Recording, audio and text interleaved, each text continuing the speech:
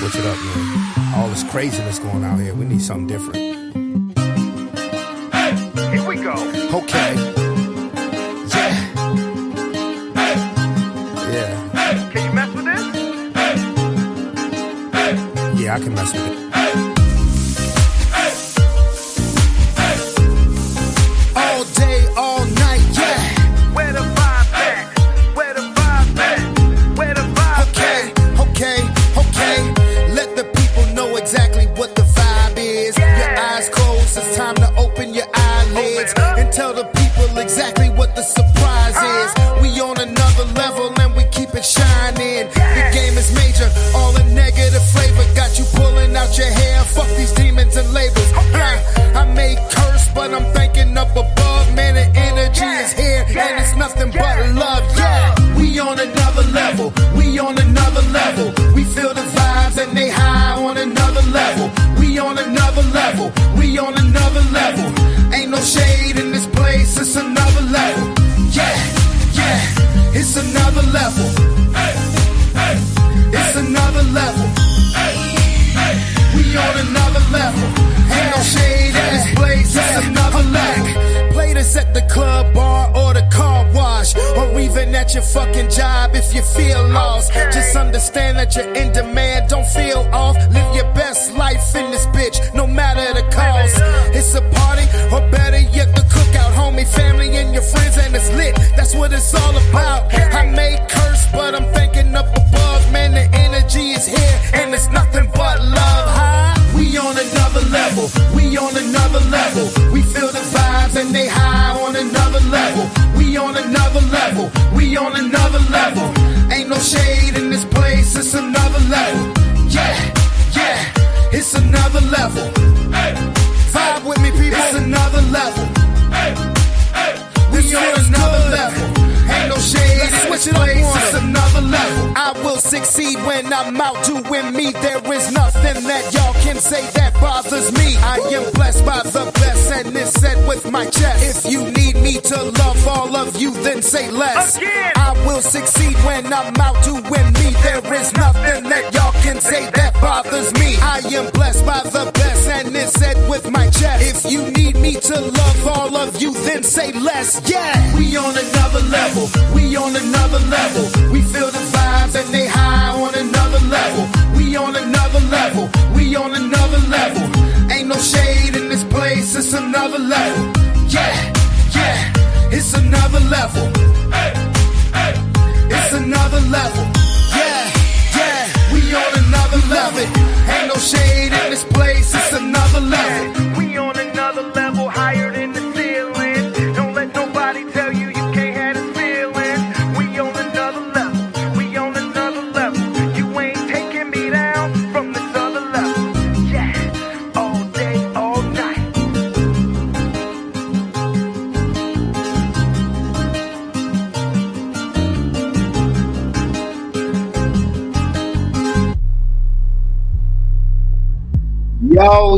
Yo. What's up? What is really good?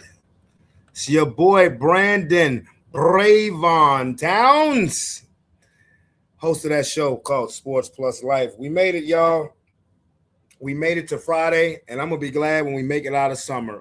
First of all, I know there may be a major thunderstorm going down in parts of Richmond where I'm from, or parts of Henrico where I'm from. If anybody out there, anyway, if any storms going on, just everybody be safe. I'm sending love and concern for my people out there in Holland Springs. I'll be so glad when summer's over. I'm not even gonna hold y'all.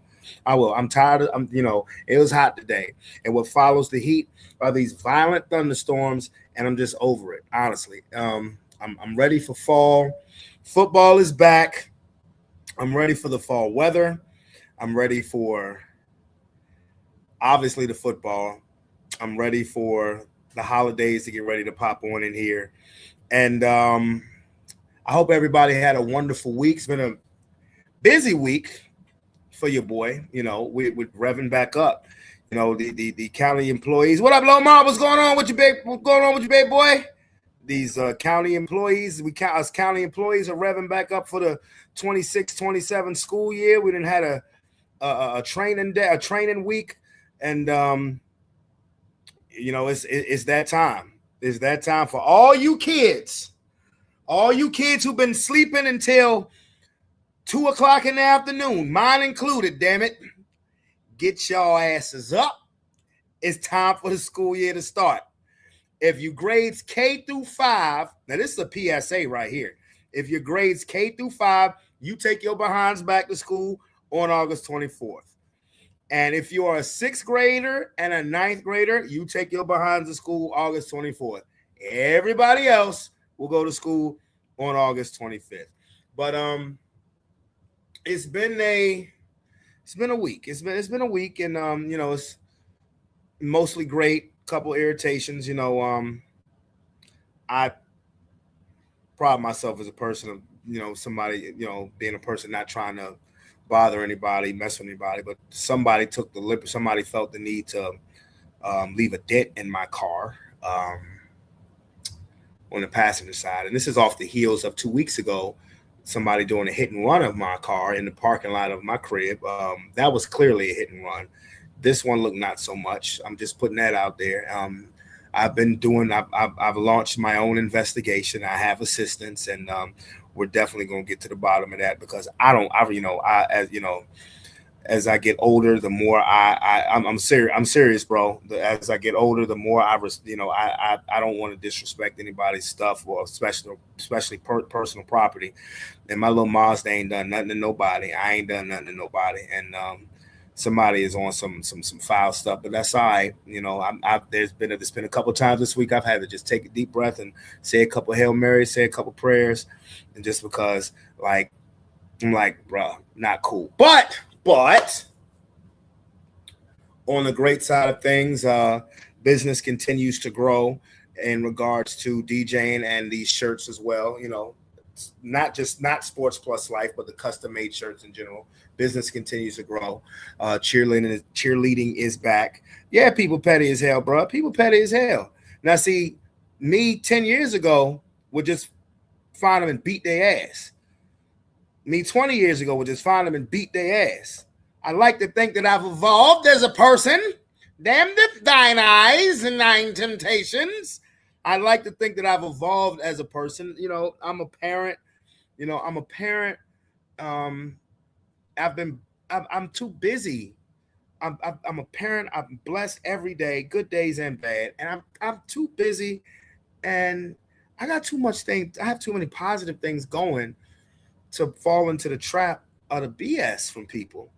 And speaking of positivity, okay, I'm bringing back my boy who hasn't been here in a couple of months, but the last time we talked to him, he just released a children's book, and he is back with more information.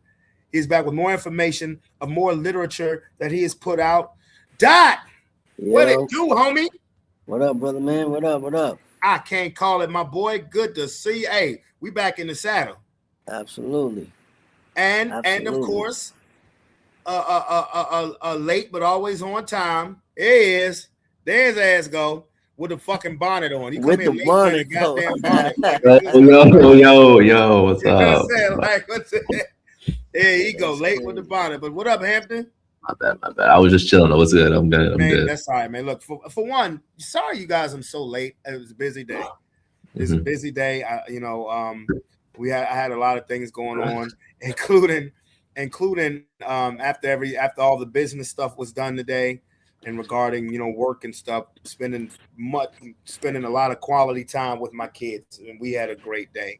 Once we had a chance to, we had a wonderful day. Once we had a chance to, brothers, how y'all doing though? Doing all right, man. Doing good, man. Doing good, bro. Life's good. What's up, Lomar? Life is always good when football is in the equation. Okay, but Yes, before sir. we get to talking about, before we start talking about football, I have to put this banner back up.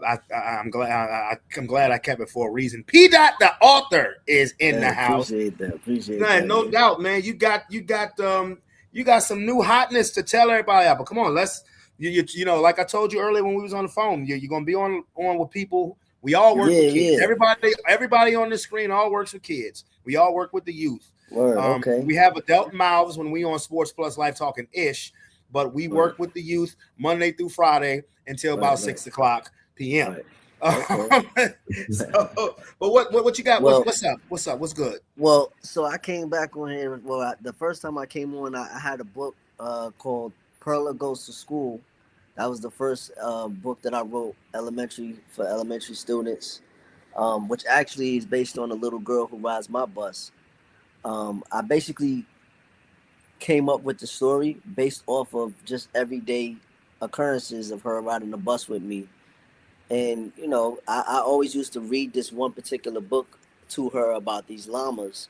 And she loved the book so much that was her favorite book. Like literally every day I was reading it. So I said, let me write a book about her. And right before the school year ended, I got finished with the book that I wrote about her. And I was able to read the book to her. So she now has a copy of the book herself, which is dope. I wrote a second book after that one too. I think I might have talked about that too the last time I was on. That one is called Kenji and his favorite Stuffy. Yeah. So that one came out really well too. I was actually pretty surprised because I used AI to do the graphics for both books. But I was really surprised how it came out just typing up what I typed up about him. And it came out so clean that if you would have looked at the actual kid versus the character, they almost damn near like they look alike. But that book came out really good. His mom and his grandmother, they loved the book. Yeah. He loves it too, So I was able to give them both a copy. But I got a few other books too. I'm actually working on my 5th book now, but I got another book which is an ebook, which is kind of like the first ebook I started after I did the one about Perla called My Friend Benny. I just came up with it just randomly. I wanted to try a little ebook, so I did that. That's for like pre-K kids, pre-K kindergarten. You could read it to them, or they could kind of just look at the pictures on the tablet or whatever. But this recent book that I did is called what is that one? I'm thinking of the other name because I'm already working on a whole different one. But this one is called Leah. The Adventures. Hold on. I got the name. The Adventures of Leah and Friends. So essentially, this book is not really a spin-off, but I used the same character Leah in the book about Benny. So Leah is Benny's sister. So I just said, you know what? I'm using the same character. And I'm going to use the same name and come up with her own story. So I came up with this story of her basically, without giving the whole story away, it's her being in a park and having this adventure of seeing a bunch of animals, like she's in the zoo. So it's pretty dope. I got an ebook for that, and I got the soft copy books as well. So that's the latest book that I got right now. And see, that's what I'm talking about. And the thing is, Hampton, and we're still gonna make this happen. Hampton, I told Jennifer about Dot because I told her, because I wanted to bring his books up because they just had a book fair last week. Yeah, I wanted to bring his books up.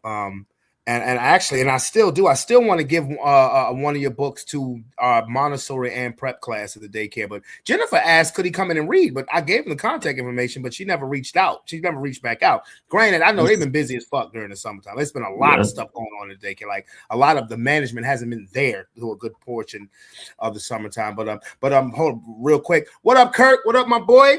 Shout out to you. I meant to call you yesterday just to check up on you, but I've been busy. I've been slammed this week. I've definitely been slammed this week. But Dot, I still want to make that happen because I know you said that's one of the things you've always wanted to do. Yeah, most definitely. Yeah, and I have a direct direct contact to try to make that happen, and we're gonna make that happen. As I'm gonna reach out now, I ain't going back up there till school starts. You know what I'm saying? With all the shit we got going on. You know what I'm saying? The county boys. But no, I love it. So when do you think Now, are you doing physical copies and virtual copies, audio books and things? Yeah. So by the way, what up, Lamar? Um, but I'm doing both. So the first ebook, my friend Benny, that's just gonna be an ebook for right now. I'm gonna just keep that as an ebook. The one that I just recently did, which is the Adventures of Leah and Friends, that's an ebook and a copy and a soft copy. Um, so that'll be both. But the other two books that I mentioned as well, the Perla one and Kenji one, those are soft copies as well. Okay. Yeah, because if it's an audio book, if it's an ebook, when it's done, you got to come back on here and give all of the information for how everybody can reach it and listen to it, and how we can spread that out. Because like we know too many people in that industry where that can be spread out. You know what I'm saying? Like even centers that I used to work at, like Kids and Us, that's out there at St. Paul's, Kindercare. Like it's too many. We have a lot. Like I know I have a lot of avenues where this stuff can be spread out, and where your books can be heard and shared. So that's good work, bro. Yeah, man, I appreciate it. And honestly, all of this really started last year at some point in time. Starting off first with the one about Perla, and I had it already in my mind what I wanted to do, and I just didn't put it together. And it really got around to about March of this year, and I was just like, yo, I gotta put it together because we getting closer and closer to the end of the school year. So I was like, I gotta hurry up and do this. I put it together. It came out. Same thing with the one with Kenji. I had the idea of Kenji for a minute. I just didn't write it. So it's like I gotta hurry up and get that done. May gonna be here real quick. Yeah. So I was able to get that done, but I got a lot of other ideas too. Actually, I just saw a video recently on YouTube about how you can take your books and animate them. So be on the lookout for that. I can't give that out just yet. I know how I want to do it, but I got to see if it works first. You know what I'm saying? But I could say this. I may be jumping into a YouTube channel in the future. Yes, sir. Okay. Yeah. All right. This idea literally just came to my head. We got to do this now. Christmas is my favorite time of the year. Mine too. Same. Really, especially since I've had kids, so we got to write a book. I created a character. I created a Christmas character for myself last year. Even I don't know if I let you hear the song. And Hampton, I know you heard the song, the Santa Dad song. Yeah, I don't think I heard that one. Yeah. Oh, it's on YouTube. I'm gonna send you the joint. All I did, like I rapped the verse to the swag surfing beat. Okay. But it's called Santa Dad. I created a Christmas character for myself called Santa Dad. You got to help me write a book about Santa Dad for Christmas. Why not? Why the hell not? I mean, hell, you know what? The more seasoned and the more well balanced I'm getting, and life, particularly with becoming with being a businessman, and Dot, you a business yourself, Hampton, you too with the soccer. I'm like, there's nothing that I feel like there's nothing that I would like to get those specific avenues. So I think kind of a Santa Dad book, a kid friendly Santa Dad book. Even though I'm very R-rated when it comes to my entertainment, but we can try. But when I say let's write, I'm serious because I work with the AI too. I work with the Gemini. That's where a lot of these designs come from. And by the way, Hampton, my apologies, because remember I did the design, the Sports Plus Light with the soccer ball in it. I just realized yesterday because I was looking for it. I was like, where the fuck? Because I've got all these. I was like, where the fuck is Hampton? I never sent out for it. So I did that today. I know, right? I'm sorry, bro. Because I went out, like, early this week and got your shirt for it. And when I got my phone, I was like, where the hell is it? I was like, did I ever? I was like, I never even, it's not even in my t-shirt design folder. I said, fuck. I said, okay, yeah. So I sent it out. So it'll be here early next week. But yeah, because I got the shirt early. I was thinking it was going to be ready today. But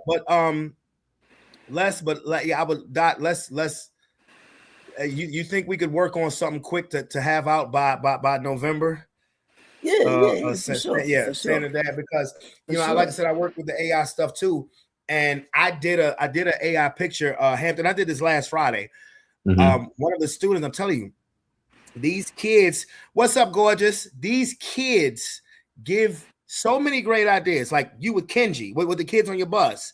Yeah. I never told you, Hampton's seen it, but I haven't told you about, because I'm in the the shirt making. I have started my own line from All Day All Night LLC. Got to plug that in there. But for kids, where the kids are just telling me they're using their imagination and just telling me something. I don't care how crazy it sounds. Right. What's on your mind? What do you want me to turn a t-shirt into? And I literally have 5. I literally have 5 of them made already. And in each shirt, it says use your imagination, because that's literally what they're doing. Right. And that's starting to hit at the daycare. Yes, sir. That's starting to hit. I have one. London is like, so you're gonna make them one? Is that what about me? I'm like, baby, I got you. well, baby, they're paying for their shirt. Okay, obviously you don't have to pay shit. Got you. Okay, so and I love talking about this because it's just people, people, you look at us, people judge books by covers. If you look at us, you wouldn't think, oh my gosh, he's an author, he's a soccer coach, he's a lot of shit, and we're all a lot of stuff. They wouldn't think that. Like, and P-Dot makes clothes too. You know what I'm saying? Like he does, he DJs too. You know what I'm saying? Like, yeah. You know what I'm saying? So like, that's the crazy thing. I don't even talk about the other things, but that's what I'm saying. You know what I'm saying? It's like people don't even realize, when people look at us, like when general Joe public look at us, they would be surprised with what our skill set is based on how we look. And it's crazy. Like, I remember, I don't know, I may have shared this with the chat before. I was at the Y, I'm going to say about a month ago, and we were swimming. I was swimming, me and Roman and London was out there swimming. And, I was swimming down into the deep end of the pool, and it was a mom and a son, they were white. And the son, he started kind of like, she was teaching him how to swim. And he started like splashing me, not on purpose, but just, she's like, I'm so sorry. Kind of grabbed him. Kind of like, it's okay.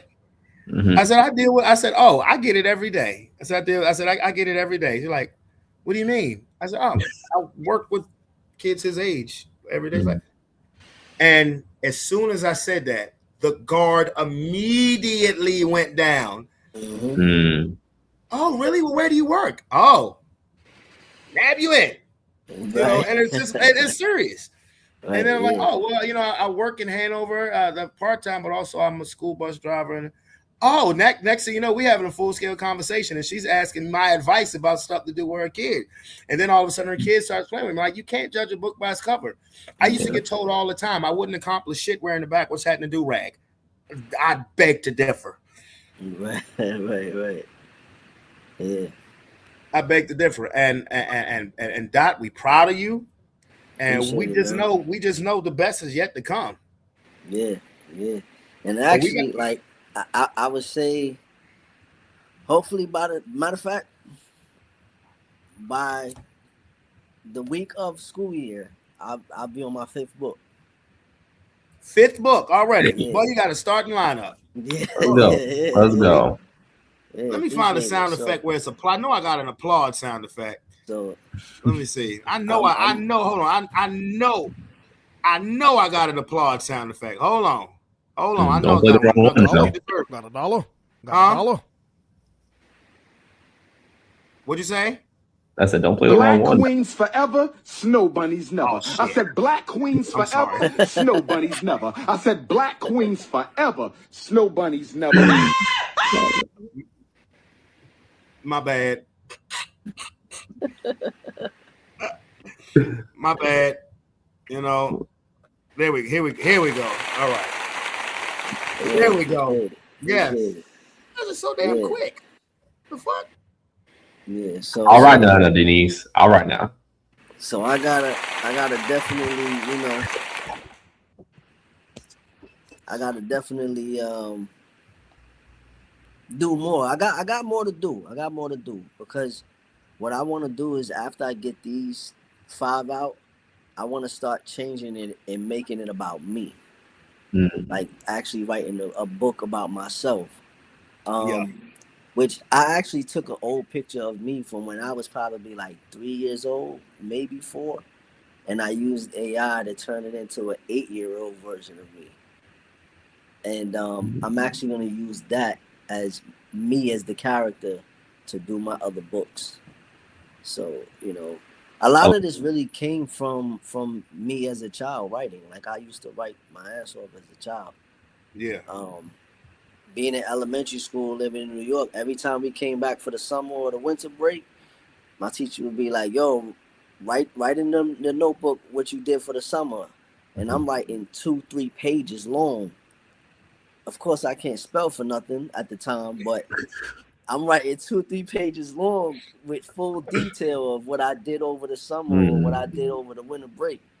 So that's really where the love of writing came from, And then I used to do music too, which is a whole other thing of me that I don't speak on. But I'm a jack of all trades. I done rapped, produced, engineered. I have a clothing line that I done had now for the last like 10 years. I'm doing books now. I have DJ'd. I got DJ equipment and all of that. Like, I'm a jack of all trades when it comes to certain things. But this, I feel like this level of where I'm at right now, this is the right path to take, and to keep progressing with that. I want to really focus on, because I could see this going a lot further than just me writing books. I believe it too. I believe it too, and if you believe it, then you can achieve it, my boy. Absolutely. If you believe it, then you can achieve it. I just love, like, I'm not even trying to get a religious and spiritual on you guys, because I've one thing I've made, it's not a secret, my spirituality and my relationship with Heavenly Father is that's such a great place, good days and bad, because I realize what I've been through and what I've blessed with, like I said, even the bad days. But I love the people that get brought into my life for reasons that they're brought into my life. And like when I listen to you talk, Dot, and your love of writing as a child, it's like I'm listening to I feel like I'm listening to my little brother, because I had the same passion. Like I had a passion for drawing, and I would put stories with the art. And as the youngest brother, I will say this: part of my inspiration to want to write stories, or stories, came from a book that my older sister did when she was in school. It was actually my favorite book that she did, and because it was so creative. And as the younger sibling, we will copy some things that our older siblings do. Yeah. But the love of writing has always been in me as well. I used to write scripts. Like while you wrote books, I wrote scripts. Literally. I don't tell many people this, but it's fine. This is a platform. When I was a freshman in high school, I rewrote Romeo and Juliet. Literally. Okay. I rewrote Romeo and Juliet. Okay. And I used to be, and now everybody knows that I used to be in plays and things like that. So inspiration came there. I had scripts that I wrote. Although I haven't written the script since I was in my 20s, I ain't gonna hold you. But we got to link up and do a Santa Dad book. And also, once you start writing books about you, my friend, I would like to pair up and write something. And this may touch some feelings, but I don't care. Write a book about fathers, not even black fathers, Mm. fathers in general. And Mhm. and all of this stuff is coming in my head. And then the title of that book, I'm gonna have to remember this episode. I want the title of that book to be Fathers, Valued or Not. Mm. Mm. A lot of this stems from I'm in a group called Man Talk in my church. Shout out St. Paul's Baptist Church. It's the most awesome group that if you're a man and you just if you want to hear real talk, wisdom, differences of opinions, all avenues, this group is everything. Mm. But a lot of it stems from just me listening and just soaking in all of these situations that I'm hearing from people. When we go through things, we tend to think we're alone because it's coming down on us. But then when you converse with other people about situations, you realize you're not. But you realize we all have something in common, particularly fathers, particularly black fathers. Even though I wouldn't want this to be strictly about black fathers, it ain't none but black fathers that I'm talking to for the most part. Yeah. And I would say fathers, valued or not. And the reason why I say that is because a great father, and it's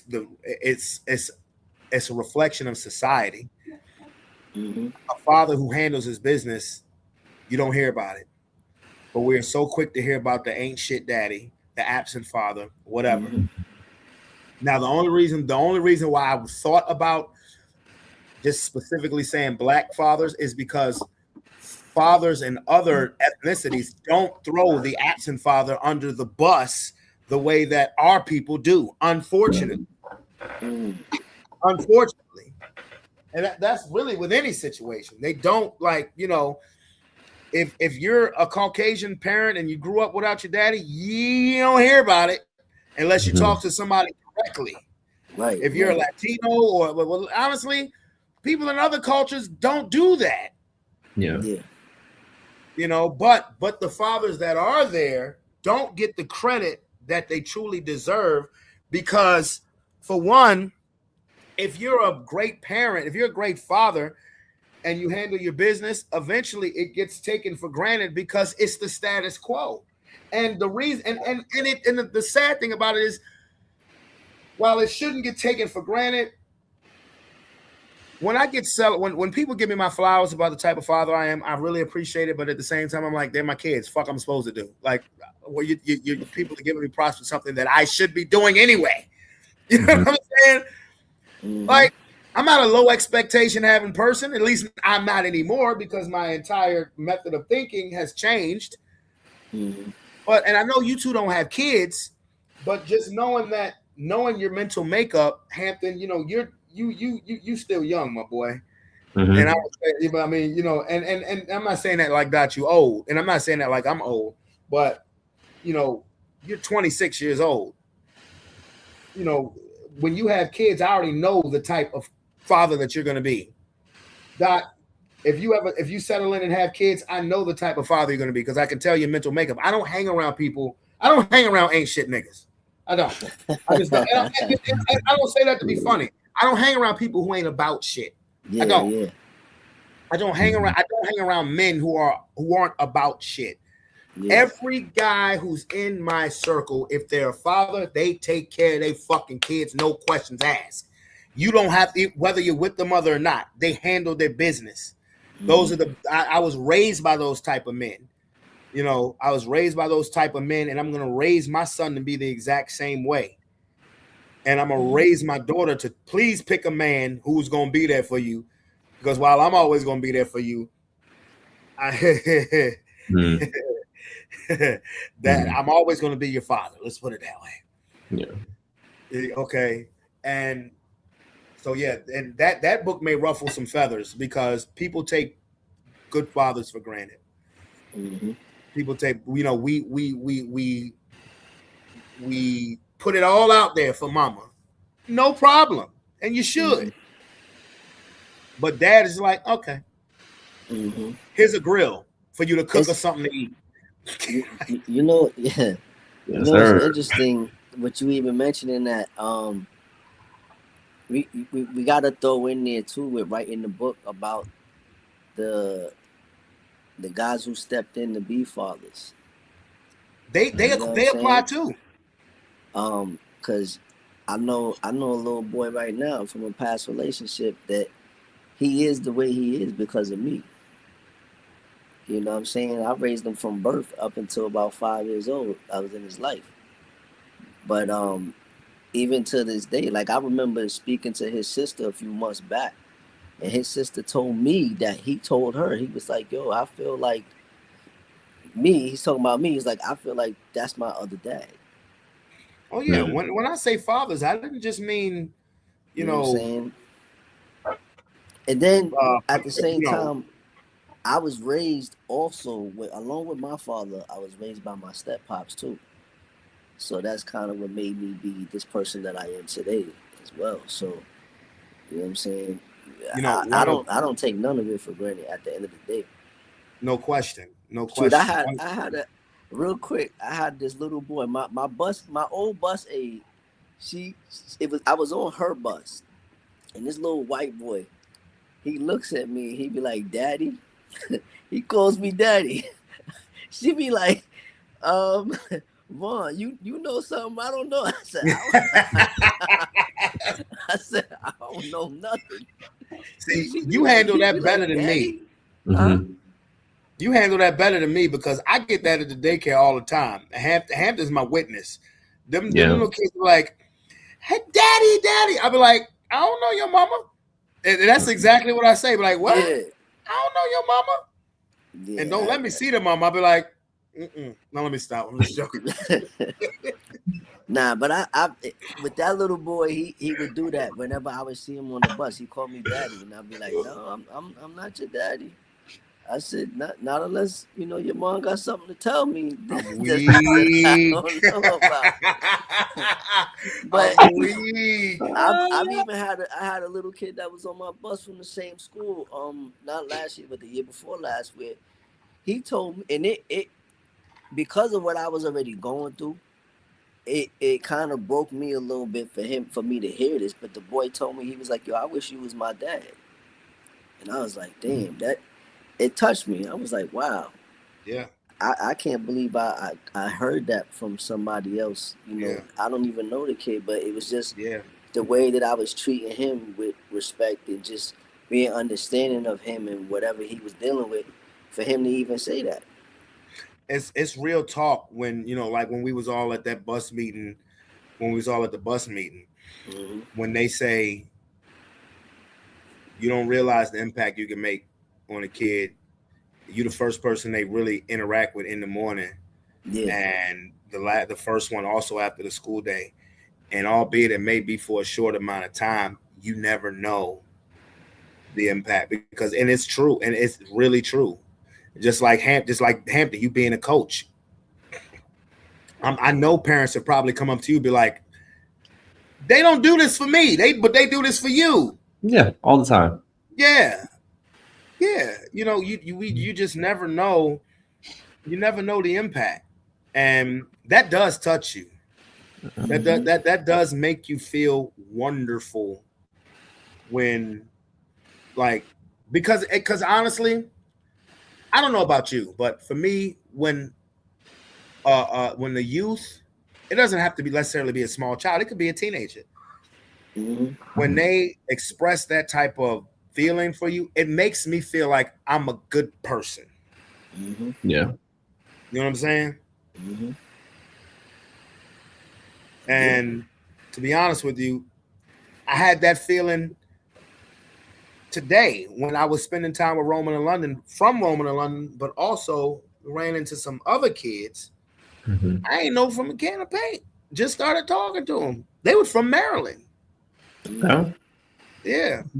We started talking. We all started talking.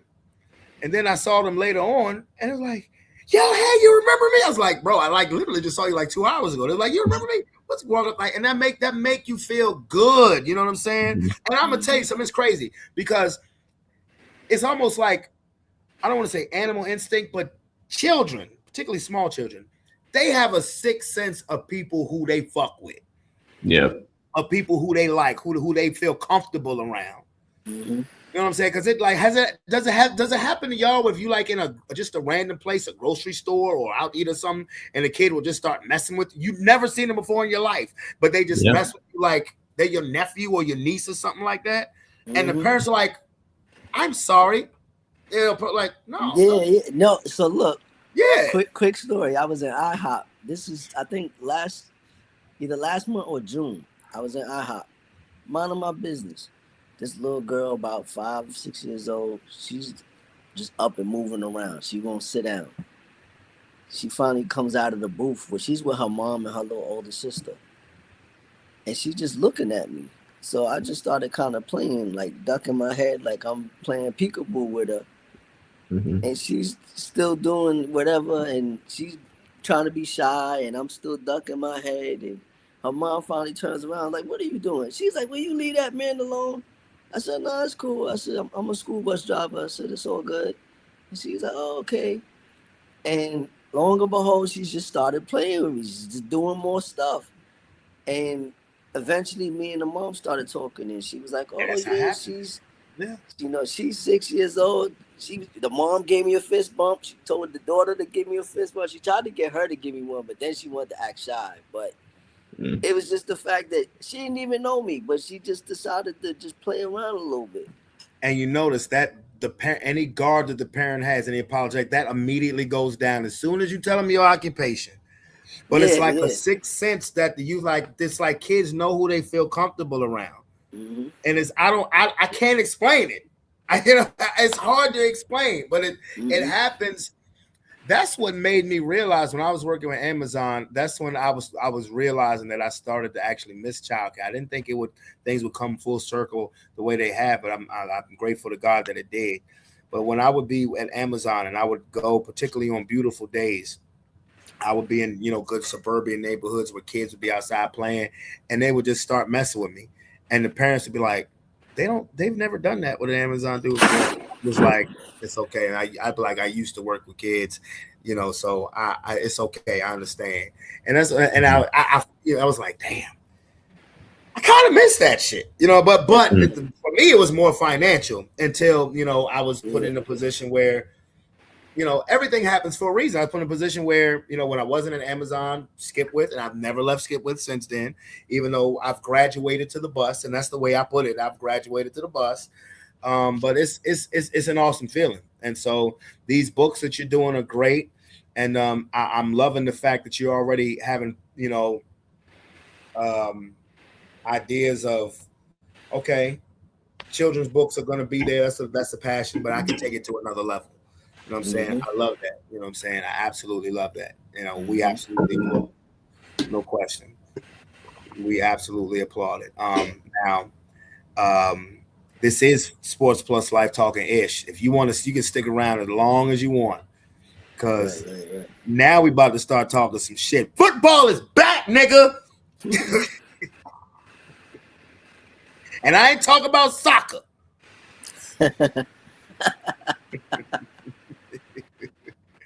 I was watching the Bucks and the Jets before we went on. Who's your squad again? Is it the Giants? Yeah. I don't rock so. with Jets. I don't rock with Jets. They trash to me. Ooh. So we got Jets, Jacksonville, and of course the Royal Broncos right here. Yeah. Oh, did what? Did you see my boy? You ain't see no highlights. You ain't see no highlights from my boys' squad, from my squad's game tonight in Hampton. No, I didn't see any. You ain't see no highlights, boy. What the hell wrong with you, boy? I didn't see any.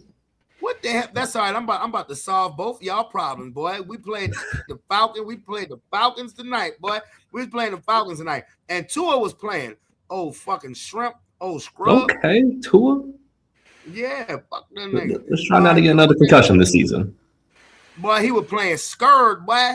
That boy was playing scared. Let me, I was like, we were looking so good. I had to let it be known. Look at this, boy. All right, little boy. Let's see. We got some preseason action here. Let's see what the Broncos looking like. Steady, going back deep to Cortland Sutton. Okay, good adjustment. Powered in for a touchdown. Okay, after the defense made Tua look nervous.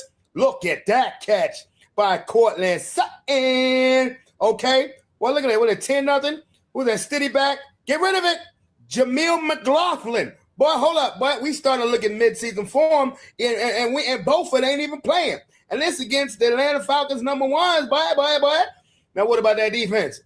Uh-oh. House call. Boy, I'm liking what I'm seeing.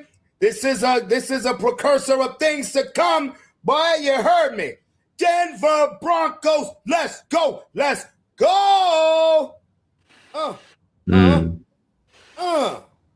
See ya. Wouldn't want to be ya. Bitch. Yeah.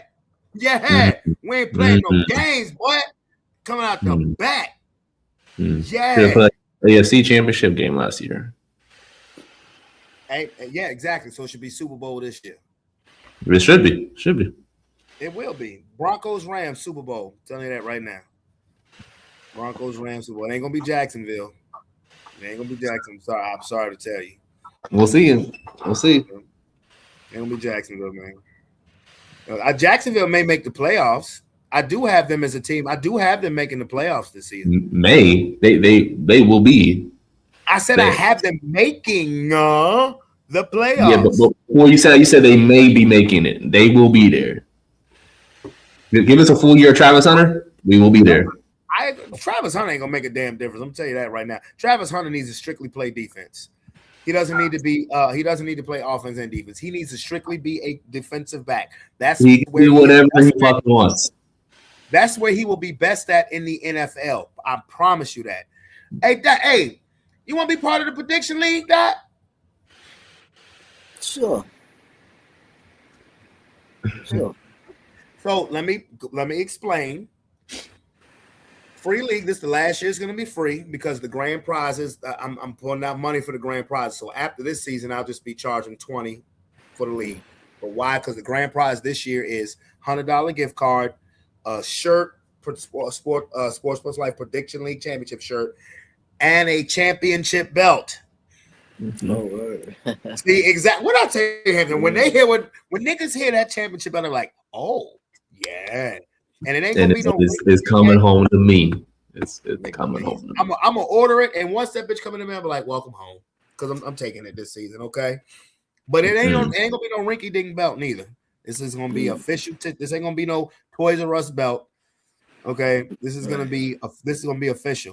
This is gonna be some shit a nigga walk to the ring with, okay? Yes, sir. So thus why this is the last year it's gonna be free. But it's simple. No Vegas odds shit. It's simple. Who's gonna win? That's it. We got the Colts playing the Seahawks. Who do you think is gonna win? That's it. Right. The Seahawks. That's it. That's it. Simple. I'll probably go with the Seahawks. No, I mean that was an example. That wasn't an actual game. Like, but I mean, if I had to pick example out of them two, I definitely would have.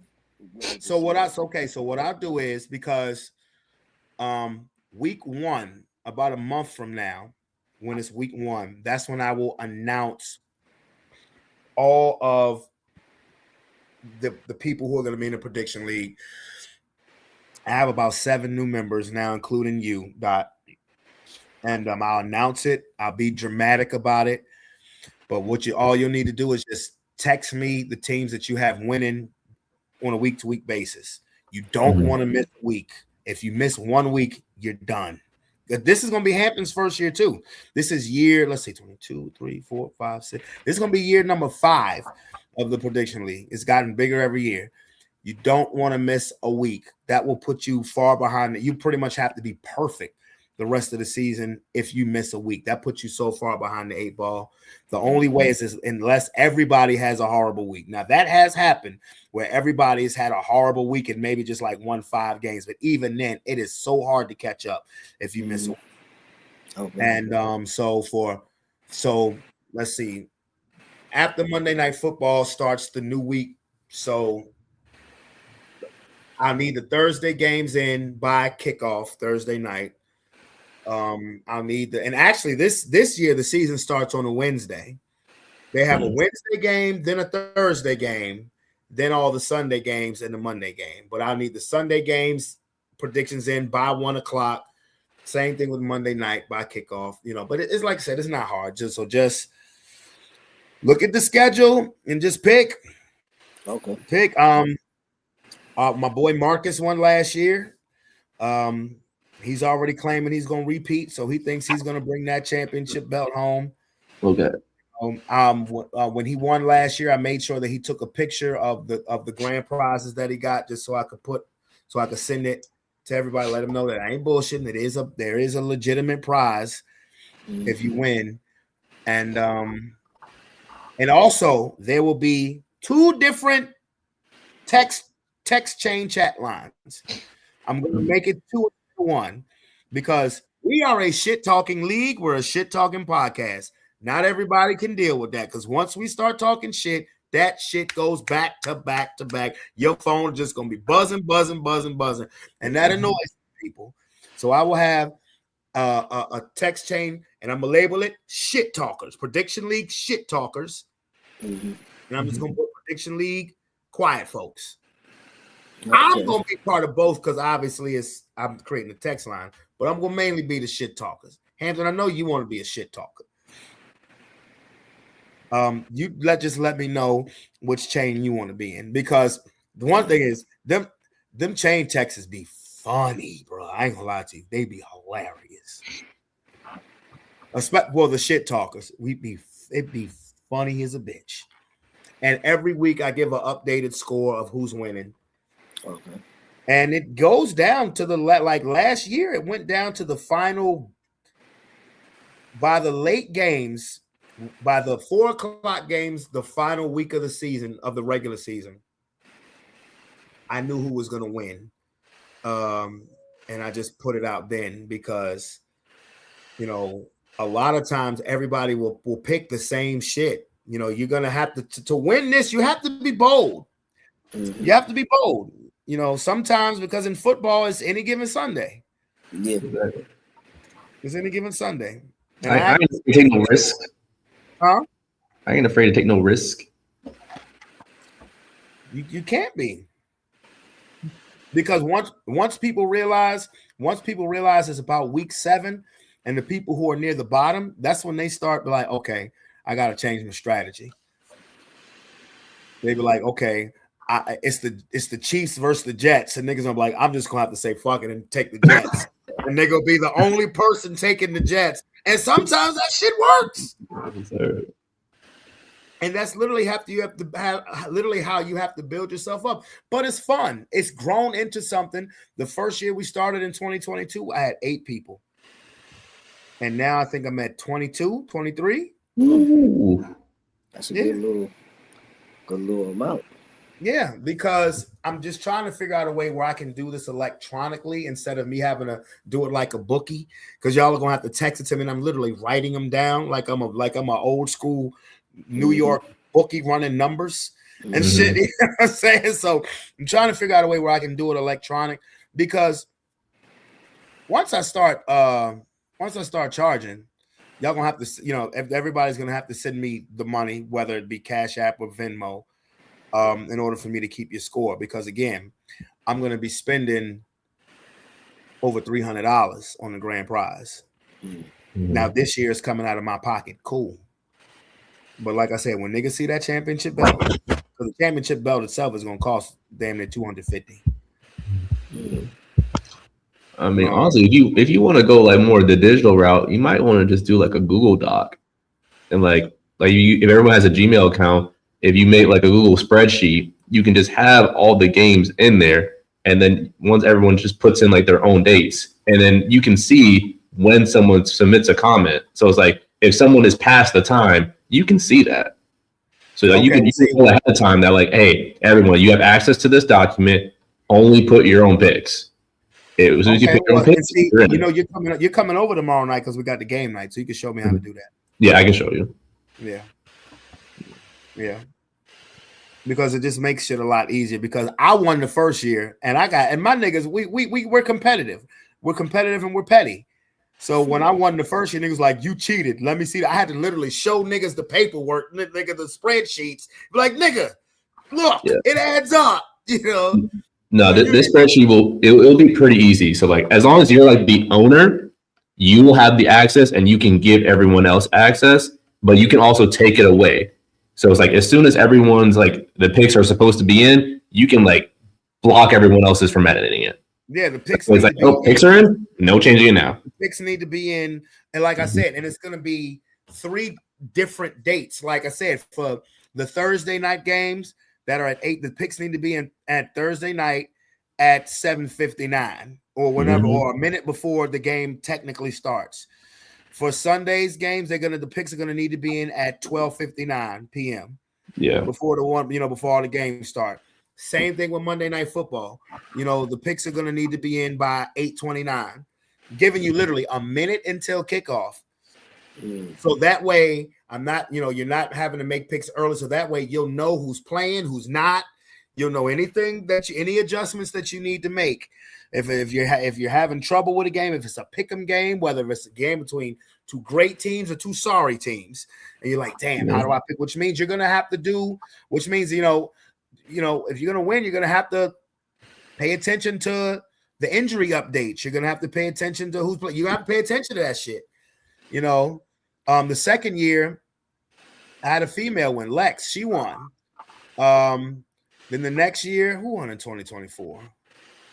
Robert won. No, Robert and Smoke won. I had a tie actually, and then last year Marcus won.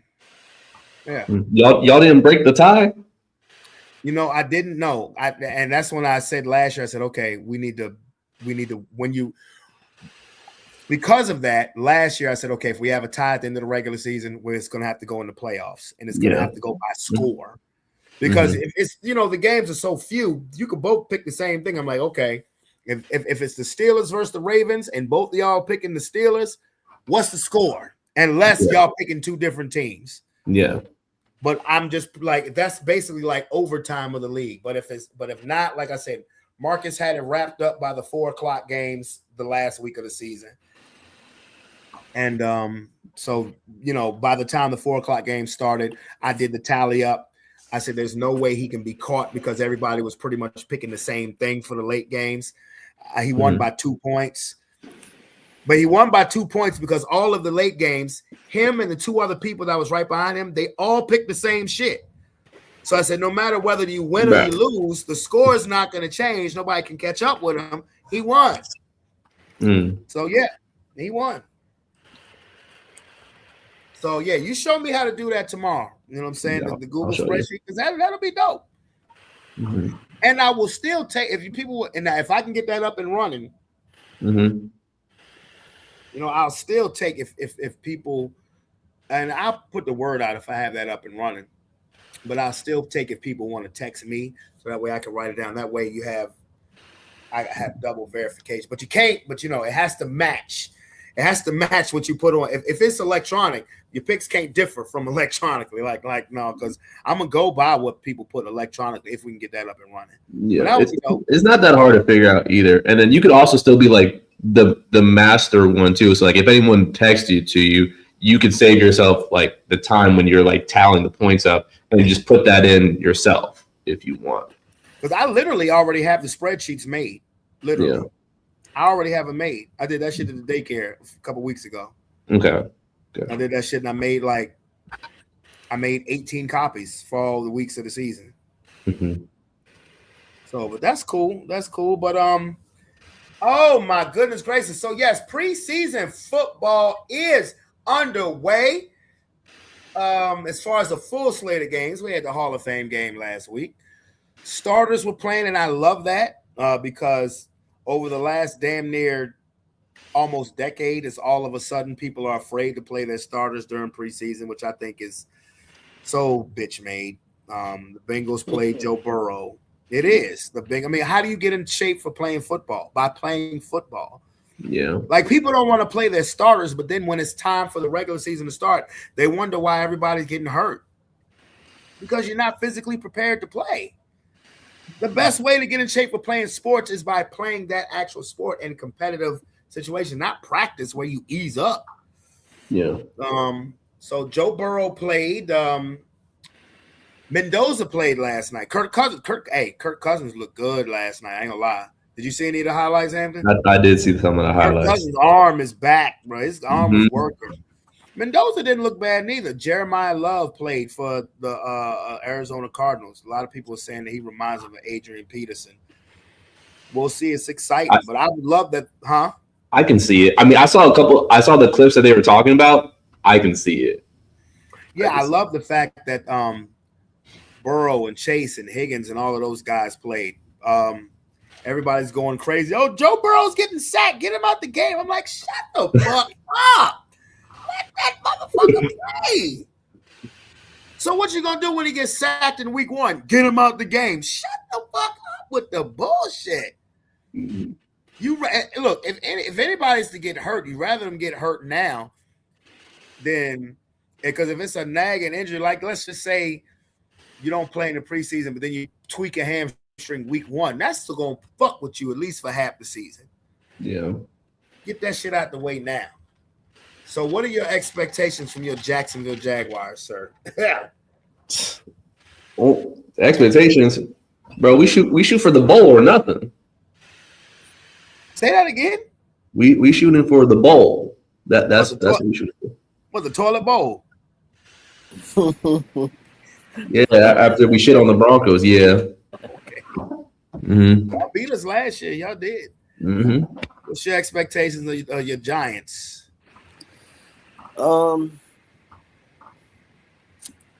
don't know, but I definitely feel like we're gonna get far. You know what I'm saying? Like we've gotten so far to the point where it don't even make sense why we not champs again. You know what I'm saying? Like we always get close enough, but then somehow we wind up like kind of falling back. I think we get lazy once we get too close. So, do you know what y'all record was? Do you know what y'all record was last year? Nah, I don't know what it was last year. That's what I'm asking. Y'all was like 4-13 last year, but y'all was pretty bad. I don't know about last year, but I know usually we get a little close, but then we kind of just fall back. But I mean, Giants did get Odell Beckham back. He is back with the Giants. I mean, they got the uncle wide receiver locker room right now. Oh shit! Who's in there? Beckham, Darius Slayton. Darius. Yeah, he been there for a long time too. Yeah. But Neighbors though, Malik Neighbors now. Neighbors is not to be fucked with. Oh yeah, he's the old one. The old one. And as long as Jackson Dart ain't fucking with Trump, you know that motherfucker about divided the locker room. No, literally. I mean, also Cam Scott be fucking around during the whole summer. Like Scatterboo. Yeah, he's supposed to be spending. He's supposed to be tired. He's supposed to be recovering. He over here playing like charity baseball games and doing back. All were, bro. I'm like, are you even healthy yet? They all were playing. Neighbors was playing charity baseball, living around the goddamn field. I mean, they all were, I guess. Like, well, that's how you know they're not taking this year serious. Hey, Dot, I wouldn't take that from Hampton. He's saying the job is gonna be trash, bro. Hey, we're gonna see. We're gonna see. Yeah, I'm gonna see y'all in the trash. Okay, so that means your team going in the trash too. Then, so he said I'm gonna see y'all in the trash. Too? So he gonna be in there too. So. Oh, that means he's saying so. Jacksonville gonna be trash too. Yeah. I mean, that's, yeah. At least my team had a winning record. Jacksonville's gonna be trash, but my team had a winning record last year. Okay. Yeah. Here we go. That's what I'm talking about. Here we go. Yeah. That's what it's all about. Talk your shit. My team got a top 10, arguably quarterback.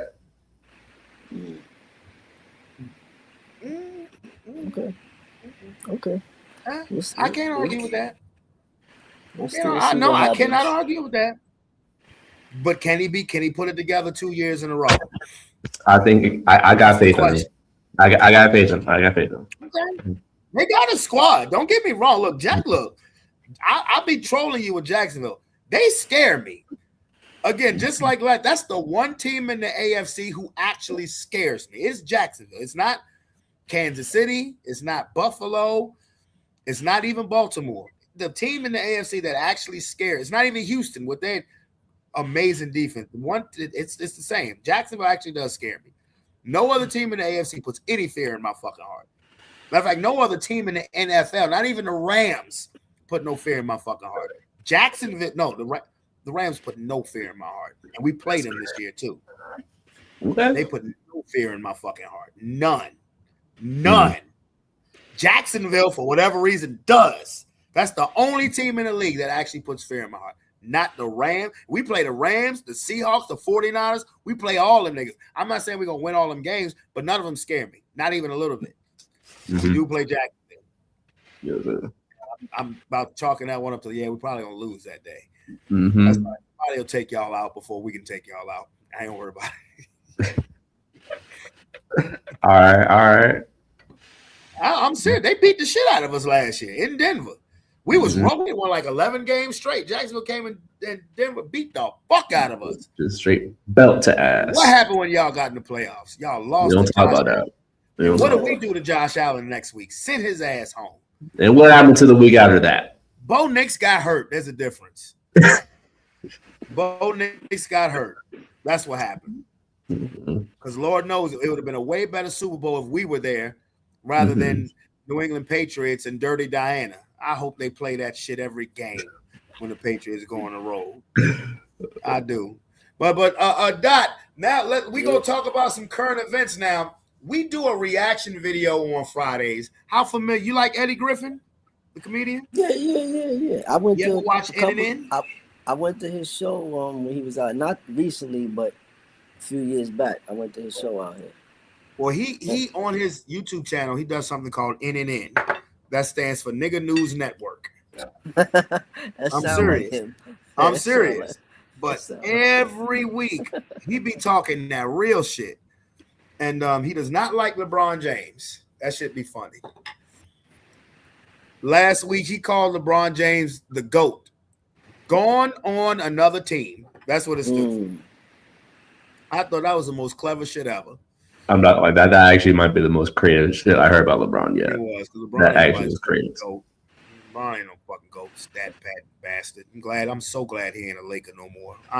Get your ass off my team. Bye, nigga. He want to be Kobe, but he not Kobe. And then he want to be Say it again. Say it again. He want to be Kobe. That's the truth. But see, first he wanted to be Michael when he was younger. But then as he got older, he wanted to be Kobe because he want the rings. But you can't replace Kobe, brother. Like, what you doing? You know what I'm saying? Like, what are you doing? Go home, retire, fucker. Go home and be with your damn wife. Hey, bro, he got 2 more years on his bid. Yeah, because he got that contract with them evil people. That's why he up in there. Yeah, that's why he be throwing all them hand signals up. That's why he don't want to retire. But oops, I'm sorry. I wasn't supposed to say that. My bad. My fault. Let's check this out. Welcome to another installment In where we give it to you straight. No change. I know what you're saying. What's with the gear? Hey, I'm reclaiming my motherfucking roots. Yeah, America was ours before y'all came and stole it. Check. Yeah. Anyway, this woman dropped her truck off at a Kia station, and this is what happened. I'm listening. Now, put the phone down. I'm listening. No, I'm not getting the call. I'm listening. Nobody. This here, super fix. No, that ain't what I asked you. You said nobody touched it. Nobody touched it. Like, nobody touched it. Like what? Explain to me what you mean by touching it. Like damaging it. What was wrong with my motor when it came in here? I drove it. What was wrong with my motherfucking motor when I brought it here? I drove it. Ma'am. What's wrong with my motor? Calm down. Is that a motor? Ma'am. No. Is that a motor, sir? Is that a motor, sir? Can I explain? Are they not working on my car, sir? Can I explain? Is this not working on my car, Can I sir? explain? I'm listening. Can I explain? I'm listening. Only thing we did. Took my fucking motor out? No. Only thing we did was Took my motherfucking motor loose? no. Calm down. Calm down. Just calm down. I'm listening. Sir. Come on, talk. Only thing we did was borrow 2 injectors and we Borrow! got 2 injectors. For my car for points? We just boarded. It's my motherfucking car for parts. Ma'am. I hope she sue and own the whole goddamn. How you just gonna take a brand new engine and steal parts? Talking about borrowing parts. How the fuck you just borrow a part from a motherfucker's engine? Janky motherfuckers. You janky motherfuckers. You could tell he was lying. He no, now my ass, nigga. We'll be right back after this commercial break.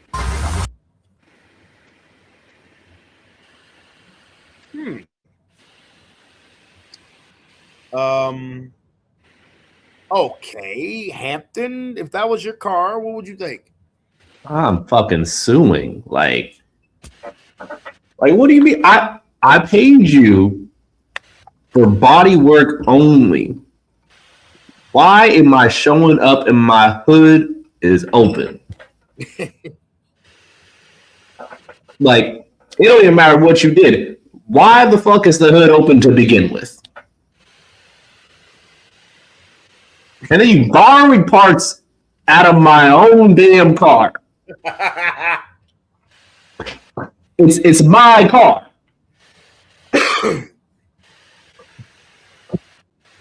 Ridiculous. That Straight up lawsuit, man. Straight up lawsuit. I'd have been on the phone while being on the phone sending the email out. Feel me? One phone in my hand like this, the other one like this, talking the email into my phone. Like by the time I left the garage, the email would have been sent with the video. Let me attach the video onto the email too. why these niggas gotta be black? That's the first thing I said is, God damn. Why these niggas gotta be black? Clearly you guilty of something, because if you weren't doing no shady shit, you wouldn't have a problem with her recording. Right, that part. Why do these, like, God? And then the whole engine is just sitting on top. Yeah. Yo, that's crazy. The whole engine is sitting on top, like just resting. Well, I mean no disrespect to our culture when I say this. I'm taking my truck Monday to get fixed. I am. Then just brake calipers. Don't no black people work at this shop. That's all I'm gonna say. That's all the fuck I'm gonna say. These are the people that fixed my car they had to drop in fuel tank. Because like, golly. Now, don't get me wrong, all auto body shops that have our people in there do not get down like that. But clearly, these niggas was shady. Yeah. So yeah, I'm with y'all. Lawsuit. Moving right along. And she was like, I'm listening. My motherfucker, like she meant that shit. And you did that in a hood bitch's car too. Actually, I lost your own damn mind. That's all right. She gonna get her a brand new Kia.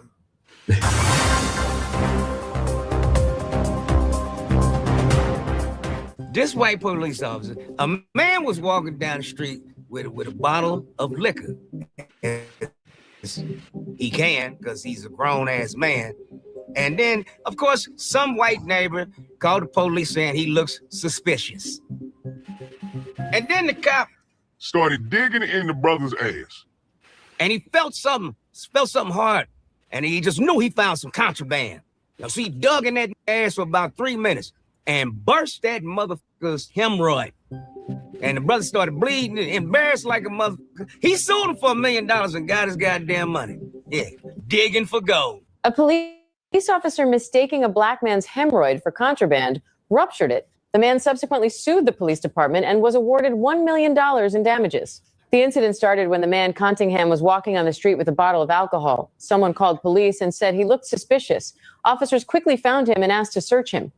At first, Cottingham cooperated, but when the officer's hand got close to his backside, Cottingham suddenly became nervous and tried to stop him. The officer believed that reaction meant he was hiding something illegal. Then the officer felt a hard object. Cottingham started screaming and resisting, but the officer became even more sure he had found contraband. The more Cottingham yelled, the harder the officer searched. For nearly 3 minutes, the officer kept digging at what he thought was hidden evidence. But it was not contraband. It was Cottingham's hemorrhoid.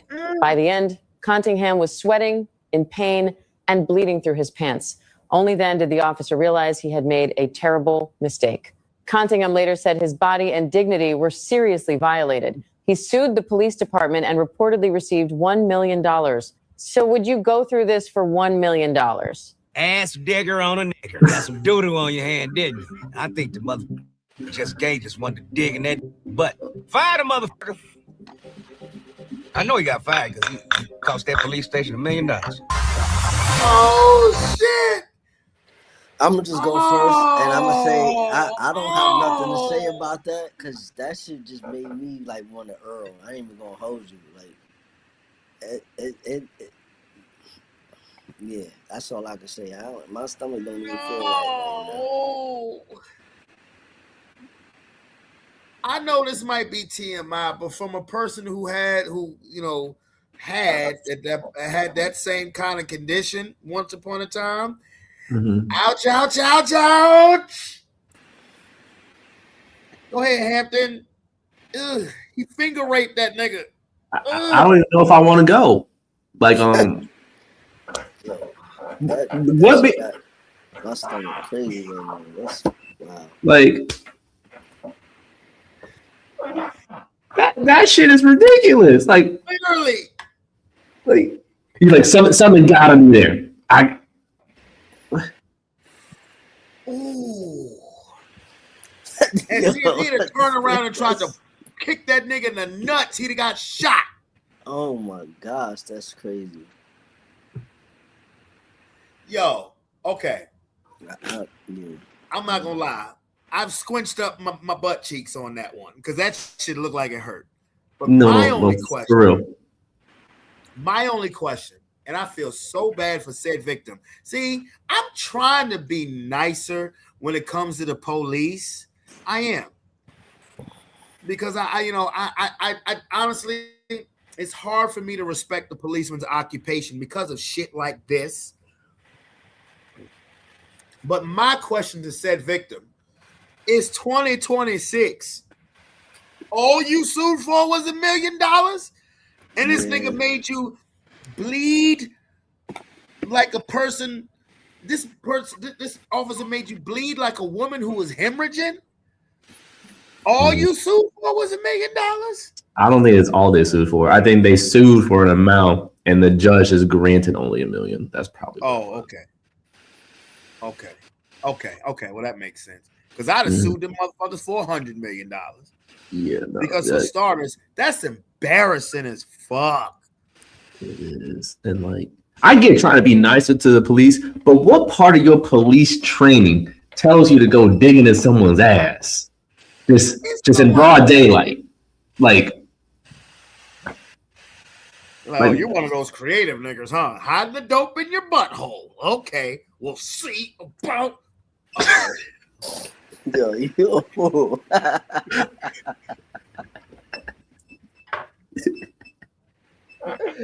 Oh, I'm not laughing at that man's pain.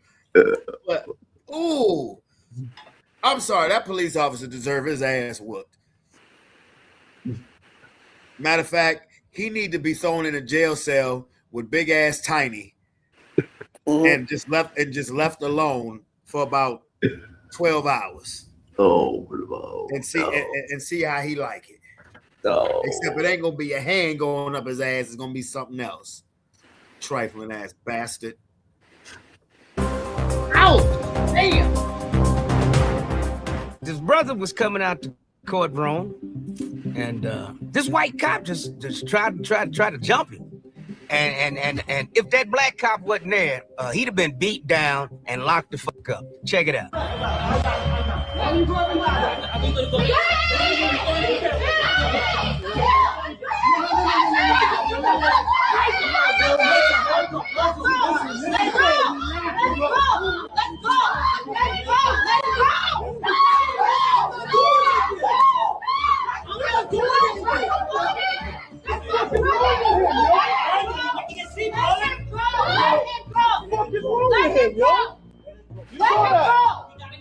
No, he won't.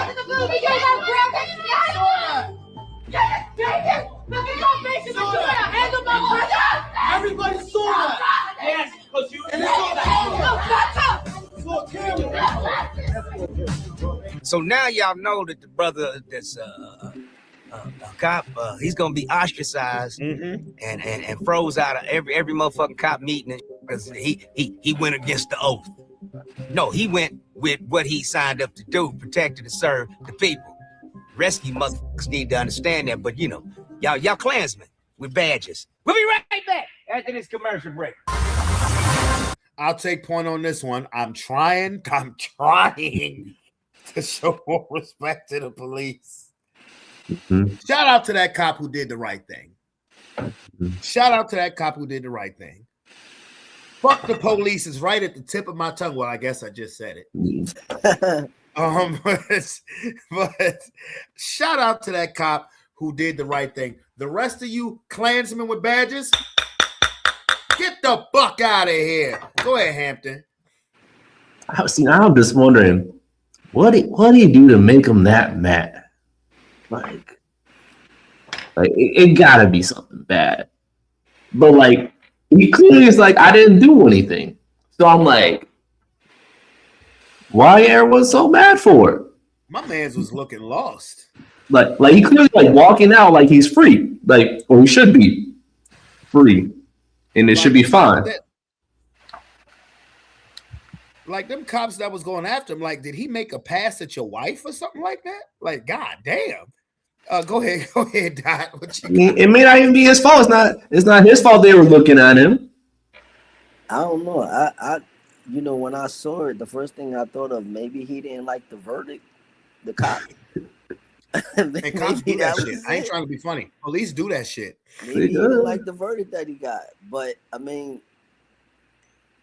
the dude don't even look like somebody that is causing problems. Like he's in a cardigan. He's in a cardigan. Like, what are you doing here? The nigga that's in a cardigan. He said that nigga's in a Carlton sweater. Yeah. Like, and what's he gonna do? He gonna fight back? Because the dude was like, what the fuck? He was like he had the most confused look on his face. Right. No, for real. But all jokes aside, police officers will do that shit. If they don't like a verdict, they will take the law into their own hands. You know, but and the sad part is Eddie's right. That cop probably will be frozen out all of cop business because he did the right thing. And you know, I like to see a black cop doing in that situation. That black cop did the right thing. Mm-hmm. So shout out to you, crooked ass police. I mean, good police. You remember you was a kid, you thought evil looked like a hornhead motherfucker, and he was red with a tail and a pitchfork. But real evil looks like Bill Gates, Dr. Fauci, the Rockefellers, and that egghead motherfucker with no chin, the W.E. Yeah, him. Look at the picture. You know the motherfucker. That's a touchy one. Nah, that's actually a fact though. Like, oh, no question. The Rockefellers, yeah. I'm surprised he didn't say Rothschild. That's exactly what I was about to say. Because they number one. They number one when it comes to evil and just like what they doing with the government and all that. Like they number one. Rothschilds is first. Rockefellers is underneath them. Bro, you know, I told you I set up my 403B, right? Yeah. You know, the only reason why I didn't do the Roth IRA is because of what you just said. Oh, yeah? Because that's where the shit came from. I'm dead ass. The only reason why I didn't do the Roth one, that's where it came from. Okay, that makes sense. Yeah. That makes sense. That's literally, they said you could do the standard or you could do the Roth. I was like, Yeah, I don't have the Roth. I got the standard. Yeah, Hampton? I mean, it's pretty much it. He said how it is. I'll be honest, I'm not surprised that he didn't add more names.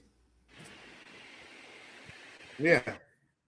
I mean, that's I feel like them four, minus the fact that the, you know, Rothschilds ain't in there. That's the New World Order.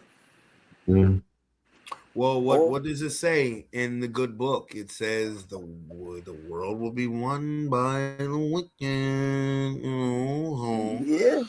This is why when we have these type of discussions, I challenge those who are watching to just do good in our community. It doesn't have to be on a grand scale because, trust me, it is hard to do something genuinely positive and good on a grand scale because of those who are in power, who are in charge of those platforms. But doing something well in your community, no matter how small it may be, it makes a difference. That's why I challenge people to that. Because unfortunately, when they say the powers that be, you're not talking about good people. Okay. And we hear that all the time in general conversation. Well, the powers that be, yeah, you're not talking about good people. But unfortunately, these are the people who have the power that run shit. What people need to realize, and I'm not even talking about the black community, what the human community needs to realize in general. And if this was a bigger platform, if this was a bigger stage, if this had more eyes and viewers, I'd probably be flagged for saying this shit. But they're strength in numbers. That's all I'll say. Mm. Their strength in numbers. Have faith in the Heavenly Father. He know what he doing. He know what he doing. Amen. There was a shootout at In-N-Out. You can't even get a goddamn burger in this country without some crazy pulling up, shooting innocent people. Well, we can't show you the footage because you know how to get down. Anyway, Google the footage, you'll see. And that little white boy was just lighting them up until some stood up and started shooting back. I'm telling you, stay armed. These motherfuckers is crazy. Oh, we shooting niggas at a drive-through? Sound like it. No, it sounded like he was like he went inside. Damn, they get his order wrong or something? Mm-hmm. They probably fucked up his milkshake order. That's not funny, but I mean, but you ever notice that whenever there's a mass shooting like that, it ain't nobody black that's doing it. Oh no. It's usually white people. Nah, exactly. Nah. That's something that they try to keep under wraps, because of the complexion. The only person who did that level of stuff was over 20 years ago. Y'all remember the DC sniper? Yeah. He's in. I was young when that happened, but yeah. Yeah, I was gonna say, you was a little boy when that happened. They was here on Parham and Broad. Yeah. They was in Virginia Center Commons. They was at the Citgo gas station. They went to Virginia Center Commons. Mm. Yeah. I never forget because I had scooped, I was a teenager and I had scooped up. It's great. I had scooped up my homies. But these were all females. And we heard on the fucking radio. We went to Virginia Center Commons and then we went to the Target across the street. And the radio came and was like, the motherfuckers at Virginia Center Commons. I was like, we were like, oh shit, across the street. I was like, damn, what to do? Like, should we stay? Should we go? Man, we hauled ass back to Holland Springs. Like, yeah, like that was crazy. But he's the only one. And that was like back in 2003, 2004. Mm-hmm. Yeah, that's it. The rest of them, like you said, Dot, they don't look like us. Right.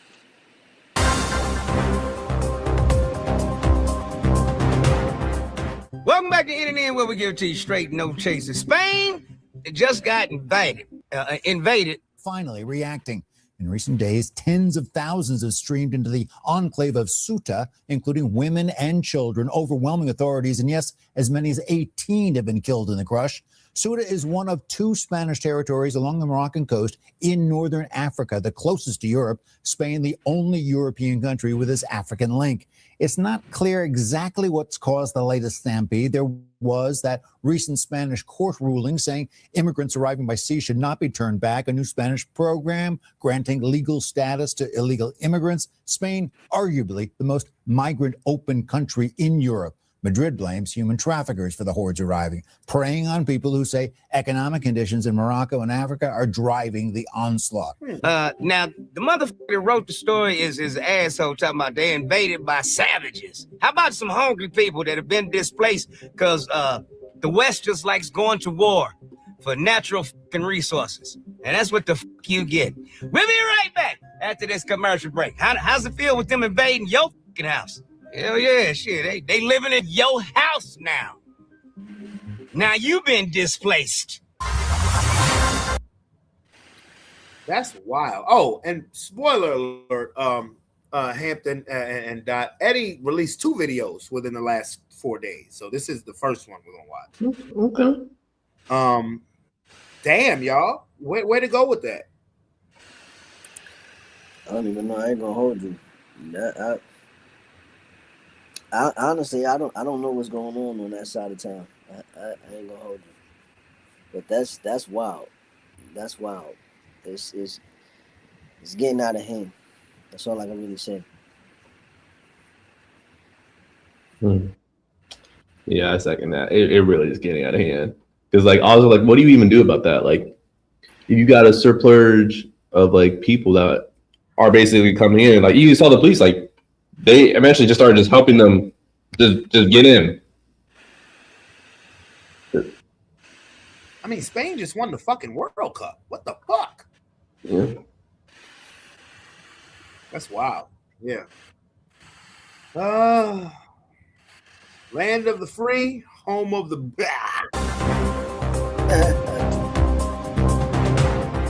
Welcome back to NNN, where we give it to you straight, no chaser. Oh, Fox Lord. News just broke that they got a hold of Dr. Fauci's diary.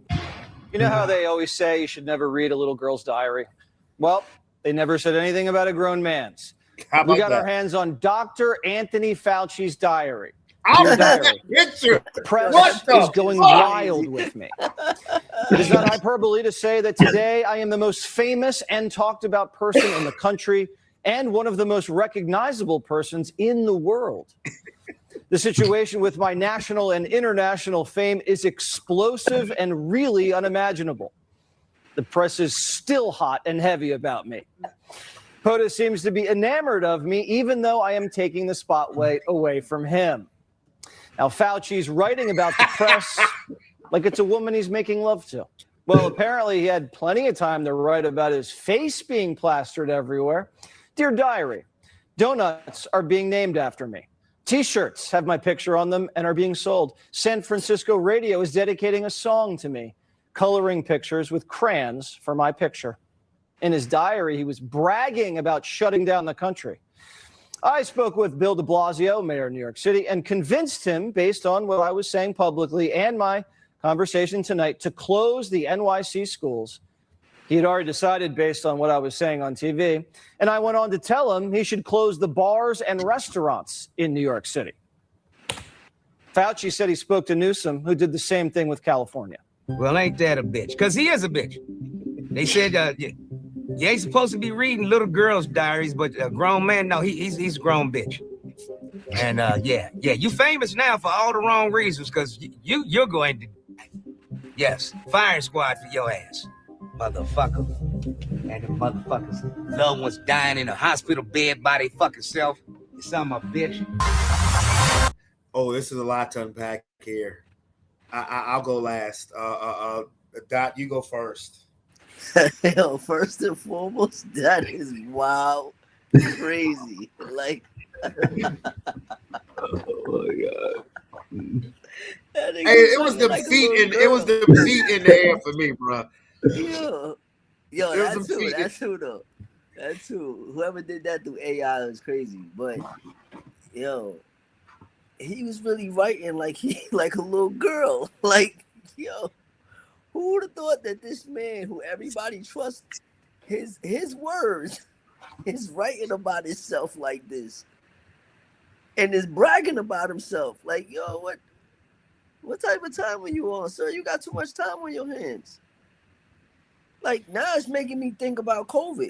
It's like, yo, wait. Oh, you're late to the party.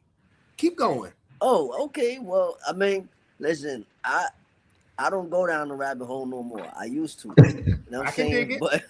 But it's making me think about COVID, because it's like I already know a lot of that stuff was pre-planned and premeditated and all that, but yeah, it's just the fact that this man really was out there giving all this advice, and now years later they done found this man's diary. Like, what is there to believe now? Go ahead, Hampton. Bro, the fact that this man, this grown man, was over here bragging about this facade like a little girl is blowing my mind. Like, what do you mean you got your feet kicked up? This is probably how you actually was. I don't even think that was actually AI. They took that picture of you, someone got you, and you got caught. Like, this is over here like giving like, oh, you in school and you over here like having a conversation with your boys in the back, and your teacher just staring at you while you guys are just talking. They're like, you know, you're not supposed to be saying that shit. You know, you're not supposed to be talking. You're supposed to be paying attention. And he over here just bragging like, look what I got them to do. I got them to close down New York. I'm so smart. Look, they also are like, they're naming stuff after me. I got things being sold because of me. And it's like, you made all this shit up, and then you write it down. Come on now. Ooh. Like, can we sue him again? Like, now that we got like evidence of like, can we increase more jail time? Like, can we do something with this information? That's what I want to know. Brothers and the chat, I want y'all to listen to me very clearly. The reason why I just had my boys go first, because I may be long-winded about this, only because I talked about this last Friday. For starters, what you see and what you tend to realize in regards to a lot of people in this world, not just old white men, but people in general. The most insecure people become the most full of themselves and arrogant once they are deemed important. That's a fact. Mm-hmm. Let me say that again.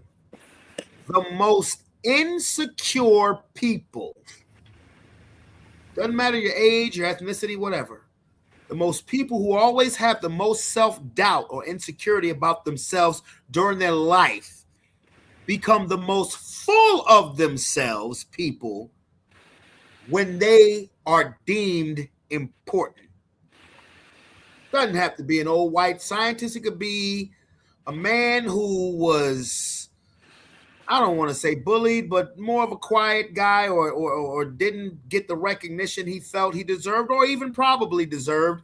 But then once they're deemed important, or once they're deemed important, they become a little bit full of themselves. Or it could be the woman who always had issues with the way she looked, never satisfied with the way they look. But when niggas start paying them attention, they start becoming full of themselves. Let me put it more in hip hop terms.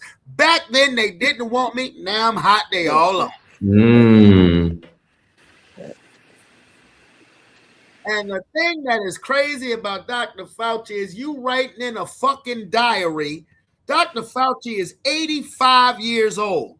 That's in 2026. The pandemic was in 2020. So you a 78 or 79-year-old man writing in the diary like a little bitch. Because you were that insecure, no matter how brilliant your mind may be, you are that insecure person who now you are deemed important, and I have pictures on T-shirts. They dedicated to me. I shut down New York City. And I'm going to get my nigga point of view of this will come out last. Now, when I say I talked about this last week, I talked about this last week because I talked about this on Twitter a week and a half ago. I talked about the exact subject that Eddie Griffin was talking about on not Twitter, on a TikTok live, and I got flagged. I got flagged by TikTok for saying, you're giving misinformation. The only reason why I got flagged from TikTok because I done made some money off of TikTok. So they watch me when I do a live. They watch me a little more than YouTube, which has blocked me from making money. But they flagged me on TikTok saying I was giving misinformation. No, I'm not. I'm talking about what the fuck I'm seeing on the internet. And what I saw when this man pled the fifth 111 times at the White House, even though he was given immunity. Shout out again to Aaron Rodgers for putting that motherfucker on blast live on ESPN. And then TikTok Live said, you're talking about things that may make people uncomfortable. I said, well then, bitch, go to another video. Not the only fucking video on TikTok. I'm talking about what the news is talking about. Let me tell you something. What was talked about, you said Mike Jones, Denise, you funny as fuck. But that's real shit. That's the best way I could put it. That's the best, most ebonics way I could put it with Dr. Fauci. You know, because you're writing in your diary as damn near 80-year-old man, back then they didn't want me. Now I'm hot, they all on me. When it comes to find out that you full of shit. That COVID was full of shit. The allegedly, I have to say that so that way we get flagged. Allegedly, the jab was full of shit. I am so pissed off that I took that fucking jab. And I only took 2 of them. That's it. I only took 2 of them. Hey, don't laugh at me, bro. That's not funny. But I ain't take it. I caught COVID twice, and I ain't take that shit at all. I wasn't going to. Well, I've never tested positive for a COVID test. Thank you, Jesus. If I did have COVID, if I did have COVID, it never showed up on the test. But I'm gonna say this like I said a week ago. I took the jab. It was a spur of the moment thing for me. This was back in 2021. I got my kids to take the vaccine because this was back when I was married. Their mom caught COVID, and these apartments, there's no room to quarantine. So, and she was struggling a little bit. And my kids were young. Mind you, this was 5 years ago. Kids were a lot younger, especially London. You know, they were a lot younger, a lot smaller. I didn't know what their immune system could or couldn't handle. So I kind of freaked out when I saw her. Even though, like, it wasn't struggling to the point where I'm like, oh my God, I think she's gonna die. But it was like she was saying, I'm struggling breathing at times. And I'm like, okay, I can't have the kids having that, because I knew it wasn't much room. I knew that there wasn't any room in these apartments to quarantine. I'm like, okay, if I mean, I don't want to catch it, but I'll put myself in every position to catch it. I'm just gonna leave it at that. When I thought I had it and I took a test, I'm like, damn, vaccine really worked. Full of shit. Allegedly, bitch ass niggas. Okay. So all of that shit, allegedly, full of shit. Full of shit. Country shut down. Now, allegedly, the American government is just as much to blame for the way COVID was handled in this country, because this country is so hell-bent on money. This country is hell-bent more on money than it actually is for the well-being of its citizens. Because in other countries overseas, they had that shit on lock and key. It was federally mandated in other countries that you stay your ass in the house during this pandemic. Only reason you need to be out, you better be about to die, nigga. Because if you were caught outside, you were arrested on the spot. Not us. This shit could have been done with over a weekend. If it was federally mandated by the government for everybody to stay the fuck in the house through the weekend, pandemic would have been over with like that. But we had niggas in Florida licking toilets, being defiant and everything. And that's because our government allegedly just ain't want to do shit. They didn't want, we can't stop the economy. Man, you motherfuckers print the money. What are you talking about? You can't stop the economy. You can't stop the economy, but you're giving everybody free money, aka stimulus checks, just so you can jack all the prices up, which we still feel today. Tell me I'm lying. No, that's a fact. You're not. That's a fact. But you know, all of that stimulus check stuff, like even the PPP loans, all of that was just so they could build more jails to stop putting more of us in there. Of course. Now, when it comes to Dr. Dyer, go ahead. I said allegedly. Allegedly. Now, when it comes to Dr. Diary Fauci, now here's my nigga moment about Dr. Diary Fauci. Why is it when niggas do something they want to snitch on themselves? Why? I mean, you have all these thoughts in your head. They should have never left your head. Why did you write them shits down? He would have been better off. So when the event happened, huh? I was gonna say he'd been better off going to a therapist, bro. Because the therapist by law can't even speak on it. But you know. But in the event where shit hits the fan, why are you leaving a paper trail, dummy? Should have just wrote a rap song. No. Oh no. God, that would have been worse. Yes, absolutely. Absolutely. You're gonna sit and say, I made New York City. New York City shut down. My face is everywhere, you little bitch. That what you sound like. My face is everywhere. You damn near 80-year-old den. And you gonna tell on yourself? You can't make this shit up. You cannot make that, bruh. A real G, even if they thought like that, you'd have never knew it. You never knew it. Too smart for your own good, you asshole. And you deserve to be in jail for the rest of your life. I don't give a fuck. They'll be like, well, he's 85 years old. So what? Put his 85-year-old ass in jail and put him in general population. Nah, you know when they white like that and rich, they don't go to the regular jails. They go to the white people jails where they got the. See, I wasn't gonna say they got the white bands and they're singing. I wasn't gonna singing say tunes that. and welcome them in with hot towels. I know they would put him in the country club jail. Yeah, I know they would have put him in the country club jail. Yeah. You know they jail is like vacation.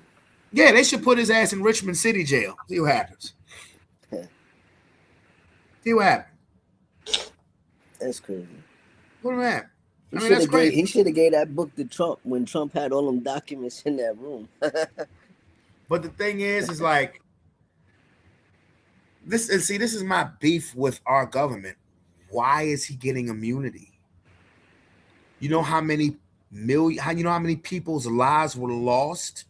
You know how many people? You know how many businesses were ruined? Do you know how many people's education was stalled and fucked up by this dude who's bragging about it just because now he's a temporary celebrity? That's because they paid him. That's why he's getting immunity. They paid him to do all of that. They said, "Hey, we need a doctor who we could use as a face, and that people may trust." And he was the one. They was like, "Yo, you got your book ready? Your diary ready? go get you a couple diaries." You know what I'm saying? We gonna need. And with you saying that, you're absolutely right. So you know what that makes me think? The other half of that diary is probably as incriminating as the Epstein files. Mm-hmm. Boy, I'm working tonight. Boy, this liquor is working. This liquor is working tonight. Boy, I'm trying to tell you. Because really, I didn't even think about that. I mean, I knew that they paid him, but I didn't think about that when you said you got your diary. That means the other half of that diary, the parts that's not going to get read on mainstream media, is probably allegedly as incriminating as the Epstein files. Exactly. Ooh. That's why they giving them immunity. Ooh. They like, look, we can't let none of this other stuff get out that he's writing That about. motherfucker going that day. I'm gonna put it this way. Let me be careful what I say here. Don't be surprised if they Snow White that nigga. Now. All right. Nah, I don't think they're gonna do that. I don't think they're gonna do that. Oh no, they can do that because he's 85. They can say, "Oh, he was old age." Oh yeah, they can, but I don't think they're going to because all I'm saying is don't be surprised. They got the evidence already. What he going to do? Say, "Oh, I didn't write that." I mean, look, I just heard that allegedly somebody tried to take Trump out again. So Fauci, look, yeah. Well, listen, you know, according to The Simpsons, Trump is gonna, you know, be gone soon. They got a whole episode about that. Well, that's what I said. Yeah, I was going to say. Yeah, you let certain people who used to be on here. Trump is already a facade. Let me put it that way. Let me go ahead before I say some shit that'll have YouTube saying you're talking about things that are making you uncomfortable. What is alcohol working? Welcome back to the internet where we give it to you straight, no chaser. A man was arrested for having a goat. I didn't know it was illegal to have a goat. They got pets. You got officers. It ain't LeBron James. Okay. Dogs in the ass. But this motherfucker gonna get arrested for having a goat.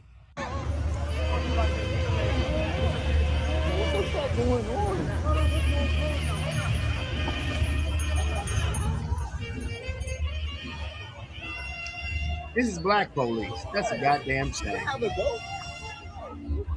I thought it was the land of the free. You can have any kind of pet you want as long as it ain't an endangered species, you son of a bitch. He got a goat. What the fuck is the problem? Oh, the prison's population's going down, so the private motherfuckers that invested in it to make money ain't making no money, so you're just gonna snatch up a motherfucker with a goat. We'll be right back after this commercial break.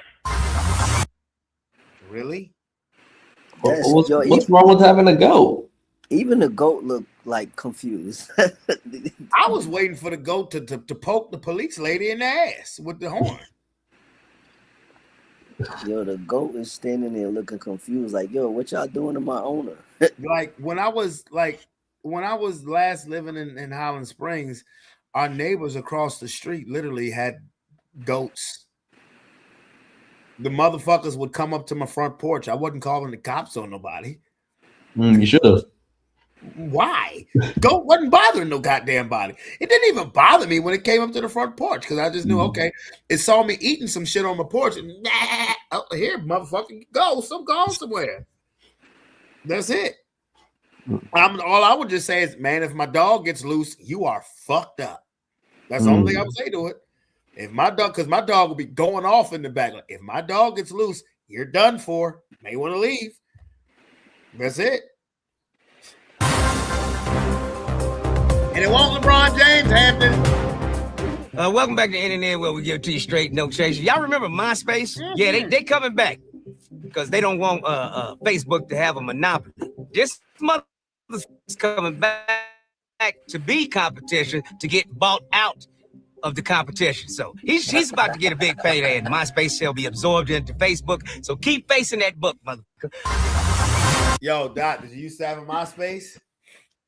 Yeah, of course. That's where I had all my music at. I had music. What's up, Leisha? I had music on MySpace too. I don't know, Hampton. You may be a little too young for MySpace. That's before my time. That's before my time. No, you were here, but I'm just saying MySpace was popping really when you was a little. No, I mean like me using MySpace. That's before my time. Okay.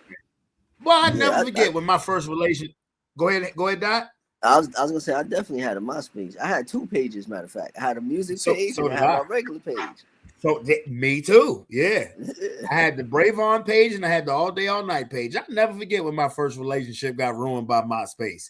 Boy, the things. What are the things that social media do for you? You know, you start that MySpace page, your first friend was Tom. Yeah, everybody. Everybody knew Tom. Everybody knew Tom, but didn't know Tom. Exactly. Everybody just knew your first friend was Tom. Yeah. And he was like, and for whatever reason, nobody ever deleted that chat between you and Tom. Right. It'd make you feel important. Ha, the motherfucker who owned this bitch is my friend. Yeah, he was everybody's friend. But hi, welcome to MySpace. But yeah, I'll never forget when my first relationship got ruined. But that was my first that was the first and only social media. That was my first social media experience of ruining a relationship. Boy, that shit was grand. That shit was grand. What you do? You sound like a chick. Did you really just do that? You sound like a chick. That's fucked up. What you do? I didn't do nothing. I was single talking to women. The fuck? I wish I had a screenshot. I don't know if screenshots was a thing back in 2008. Let them know, Brandon. It's like, oh shit, this is funny. One chick is in Georgia, the other chick is around the corner. This shit is funny as a bitch. Fuck is y'all fighting for? That chick from Georgia pulled up though. That shit was hilarious. That's another story for another day. It's crazy. Bruh, I was in my studio because I had a studio built. This was the last time I lived with my mom. It was an outhouse in the back, and I turned it into a studio. And one day, that door opened up, and it was a chick from Georgia. I was like, "What the fuck?" That shit was funny as a bitch, right? What a time, boy! Early 20s with a motherfucker. Don't forget to like, comment, and subscribe. Like, comment, and subscribe.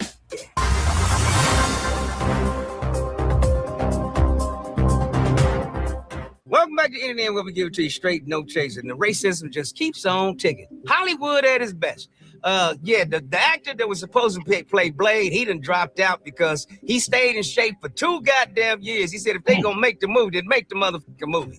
Got this motherfucker going to the gym every goddamn day, knowing that y'all wasn't gonna bankroll no black motherfucking superhero goddamn franchise. Yeah, y'all make sure Wesley Snipes went to jail so you can kill that motherfucker's career. So, sons of bitches. And then, how you gonna drop an Emmy Award-winning black television series and still drop it off the motherfucking network? Didn't pick it up for a 7th season because you didn't want that syndication money going to them niggas, did you? Y'all some racist motherfuckers. Fuck you, Hollywood. Hollywood if she could, but she can't, so she ain't.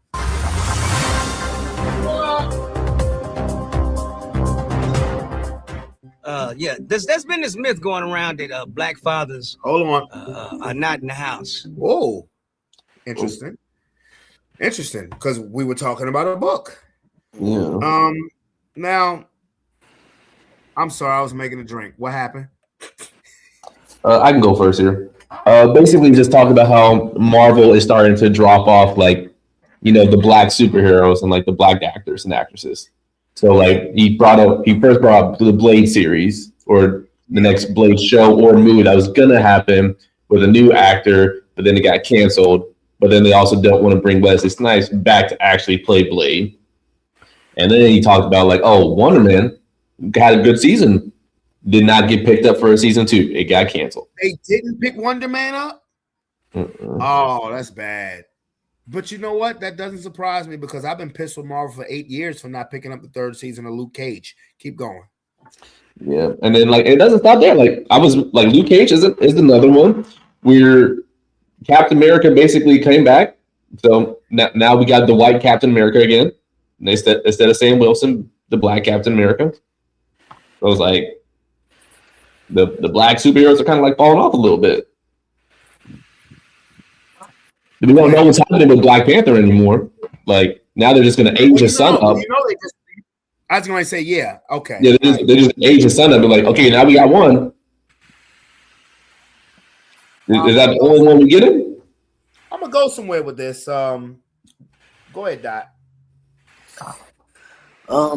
Honestly, I didn't pay too much attention to that. I did hear something about the guy, being selected for the new Blade, but I mean, it's not surprising at this point. You know, they probably don't really even want to make the movie for real, for real. I mean, and then at that too, it's like I'm one of them people where if it ain't broke, don't fix it, and also to where if the first movie was a hit, let that stay where it was at. You know what I'm saying? Because how many trilogies are you gonna come with years later? It's not gonna be the same. It's not gonna get the same effect. You know, especially not with this generation. They don't know nothing about the first Blade or the second or whatever it was. And they're not gonna go back and do the research behind it to find out how good it could have been. And I say could have because it's not gonna be that good. Only reason why I push back on that comment about the Blade point is because of Deadpool and Wolverine. And that came out, what, 2-3 years ago? And the reaction that came with Wesley Snipes coming out there as Blade. That's the only reason why I would push back on that. Because have you ever seen Wolverine and Deadpool? Nah, but I heard it was crazy though. I mean, exactly. I heard a lot about it, but I didn't actually go like to the movies to see it. That's what. But I didn't go to the movies. I got it when it was on demand. But there was a point that there was for a good chunk of that movie you had Channing Tatum as Gambit, who has returned. Who will be in these new Marvel movies as Gambit, because actually a lot of people don't know this. There was a whole Gambit movie made with Channing Tatum as Gambit, but they scrapped the project. Yeah. But Wesley Snipes was in that movie, Deadpool and Wolverine, as Blade. And that drew so when you say people ain't gonna do their research, they did on that one. That's what I'm saying. They did. But I think that also is like a little bit of principle, because like when you think of Blade, it's Wesley Snipes. I don't know how much of like my generation has actually seen the movies versus like they just know Wesley Snipes is Blade. I think that's what P-Dot's trying to say. Right. I totally agree. I totally agree. But the only thing I would say is let's just say they came out with a new Blade. After, even though your generation may not have seen the Blade movies, but your generation has seen Wesley Snipes as Blade and knows that there's an origin behind that because of Deadpool and Wolverine. Yep. And my generation is still alive, young and well enough to say if a new generation of Blade does come out, no. That's what I'm saying. Nah. It'll sell some tickets, but also where I want to go with this is that this is a Disney thing. Because I know you guys don't pay attention to the ESPN scene like I do, but ESPN has let go of a lot of on-air talent, mainly black people. Their best on-air talent has been the charismatic black people, Cam Newton, Ryan Clark, Bart Scott. Yesterday was Damian Woody. Yeah, Damian Woody got let go yesterday. And what I'm noticing is, and who owns ESPN? Disney. Who owns Marvel? Disney. So this is actually not a coincidence. This is a plan. It's a very fucked up plan, but this is a plan. This is part of the script, unfortunately, for our people. Because for the first time one reason why ESPN is doing all of this is because now the NFL owns 10% of ESPN. This season is going to be the first season where the Super Bowl is going to be on ESPN. Now, ESPN also owns ABC. This is not the first time the Super Bowl's been on ABC, but this is the first time that the Super Bowl will be on ESPN as well. And they getting all of those people, those charismatic black/woke people, up out of there. And it's fucked up because those are the best people. So this is a plan. This is by design, unfortunately. And I hate to say that about Marvel because I love Marvel, but it doesn't surprise me because think about it. They canceled Luke Cage. Everything Hampton that you and P. Dot said. Also, they took away probably the best actor they could have had to be a villain, Kang the Conqueror, Jonathan Majors. The next chapter of the Marvel universe the supervillain was supposed to be Kang the Conqueror. Yeah. Not the dude that Robert Downey Jr. is playing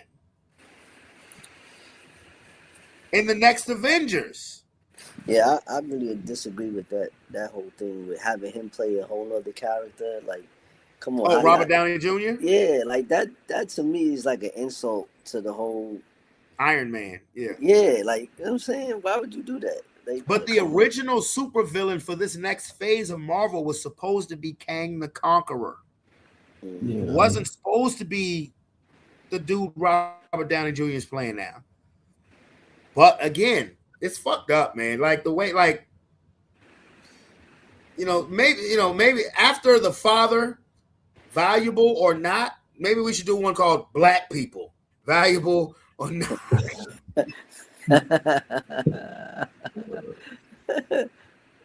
And you know what your arrogant, I'm sorry, I'm not trying to be funny. I don't give a fuck if anybody likes this or not. You know what your arrogant white motherfucker would say about that title? Well, they're valuable until they're not. That's pretty much. That sounds right. Pretty much. Yeah, that sounds pretty accurate. Yeah, that's pretty much how corporate America treats people who look like us. We're valuable until we're not.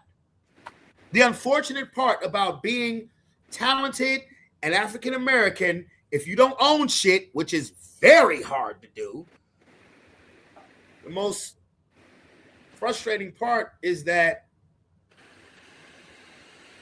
we carry the day, is that we're expendable. Once you get to a certain level, we become expendable. The unfortunate part about fathers, we're expendable. But that's another topic for another day or another book. Okay.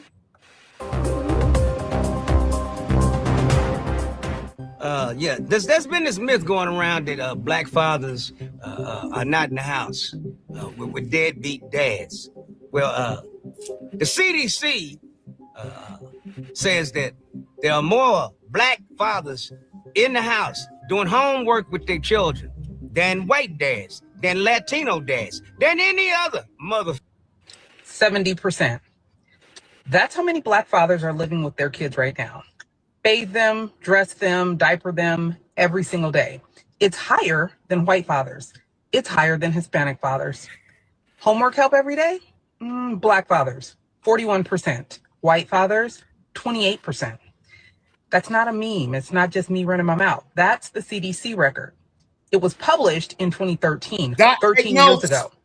And the black dads who don't live in the home, still the most involved non-resident fathers in the entire study. Now, this is what I need you to understand, especially when it comes to the reputation that black men hold in our communities and in this country. The CDC can't update those numbers anymore. It stopped collecting comparable data. I wonder why. We won the measurement, so they quit measuring. And the lie kept its airtime. Charlie Kirk built a whole platform on a lack of fathers as a problem in the black community and our country. They filled a stadium to honor him. As we creep into election season, I want you to name one. Name one politician who ever stood up and corrected that record. Drop it in the comments. I'm curious because I've never heard it. I've never heard it on the right or the left. Subscribe to Control the Narrative on Substack. I'm breaking it all down, the whole report, because if you don't control the narrative, the streets will, and it will not be in your favor. Tanya is my name, and controlling the narrative is my game. I'll see you over there. But I want you to let me know your thoughts on this report, and did you even know that? Put that in your pipe and smoke it. The motherfucker that ain't there is the white man. And even when we are out of the house, we still spend more time with our children than any other motherfucking race of people. So there you have it. Black fathers do matter. And salute to all the black fathers out there. Yeah, God damn it. Now, we take care of shit. We take care of shit. That's why you got all these little white children going to school killing motherfuckers. They don't know where their dad's at. Their dad's in a tutu on Broadway, shaking his little tooty ass, because he's probably gay in a mother. So, yes. And we take care of shit, because this woman bumped into this brother's car and commenced to cussing and all that shit, but she ran into 5 fingers of act right. You don't believe me? Check it out. That Mercedes right there. Shut the fuck up. Hey, watch that is. Watch that is. Hey, bitch, you gonna hit my mama color right there, bro. I don't give a fuck to hit my mama color. You know what's up? I don't care. Oh, shit. I didn't touch it. Oh. Damn. I didn't touch it. He lost her skin color. Karen, you done learned your lesson today, huh? You thought shit was sweet, huh? I want you to remember this phrase. What did the 5 fingers say to the face? Slap. Nigga. She got hit so hard, nigga, she stood up and said, yes, sir, no, sir. I'll be right over there, sir. On that note, I'm out. Till next time. Can you rewind that back? Oh, no. Look. You gotta run that back. I am definitely running that back. But God, the title of that book has to change. God bless you, Tanya, or whatever. It has to be. I have Black fathers. I have my thoughts, well, my opinions on that whole statement. As far as just the fact that everything has turned, because I feel like, you know, in the beginning, there was a purpose behind taking the black men out of the family, out of the homes and whatnot, and now things have turned. I have my own opinions, and this is to no regards to the women who take care of their kids. Absolutely. And I don't condone a man hitting a woman. I'm sorry. I do not condone a man hitting a woman. That either, because if that was the case, I wouldn't be alive this year. Yeah, I don't. But anyway, inevitably, what I'm saying is this: I've been noticing that within the last 2, maybe 3 years, maybe even a little longer than that, but definitely within the last 2 to 3 years, you got a lot of these modern women who are deadbeat moms. Yes. And because they are deadbeat moms, and because they want to have options and they want to be niggas so bad, you got the fathers and the dads actually having to step up and be who they are. And y'all could be mad at what I'm saying. I don't care. But that's really what it is at the end of the day. Again, shout out to the moms who's taking care of their kids. Salute. But for the ones who aren't, you know, this is the reason why you have these dads finally stepping up, because they see what the mothers is doing out here. They see what these young modern women are doing out here, and it's no good for the kids, and it's no good for the community. See this? Mm-hmm. It's part of the fucking reason why. 100%. 100%. 100%. That's all I'm gonna say. 100%. That social media is the enemy. I ain't gonna. And it goes back to what I said in the Fauci situation. The most insecure people, once they feel the value of being important, get very full of themselves. Mm-hmm. Let me tell you something. Me and my brother was talking this past weekend. And he said straight up, the bitch will ruin a family. Yep, 100%. And you know what I told him? I said,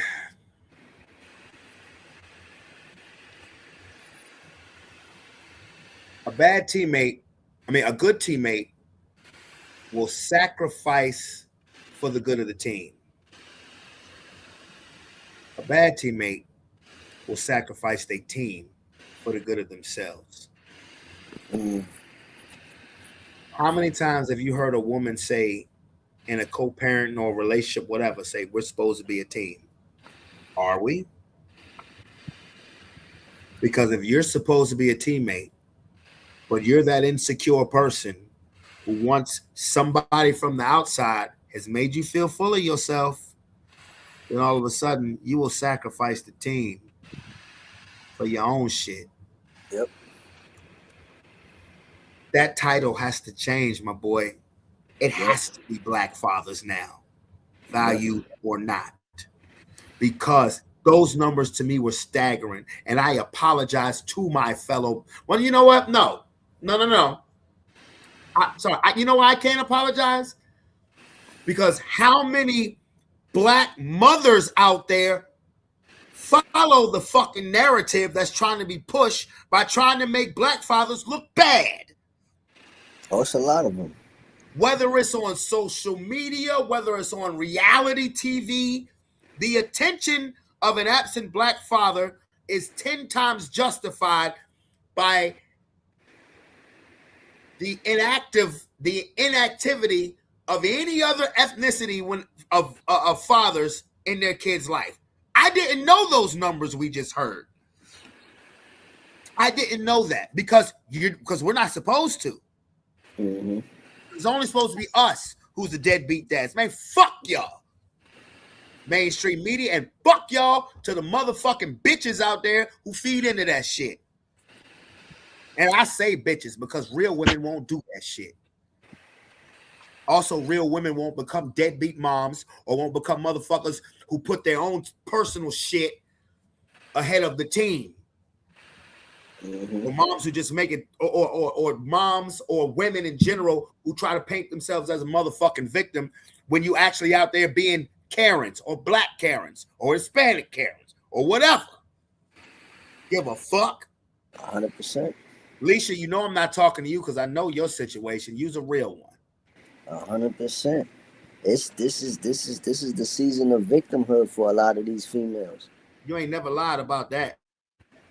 That shit, I'm sorry, but that shit pisses me off. As an active father, as a proud active father, yes, that shit pisses me off.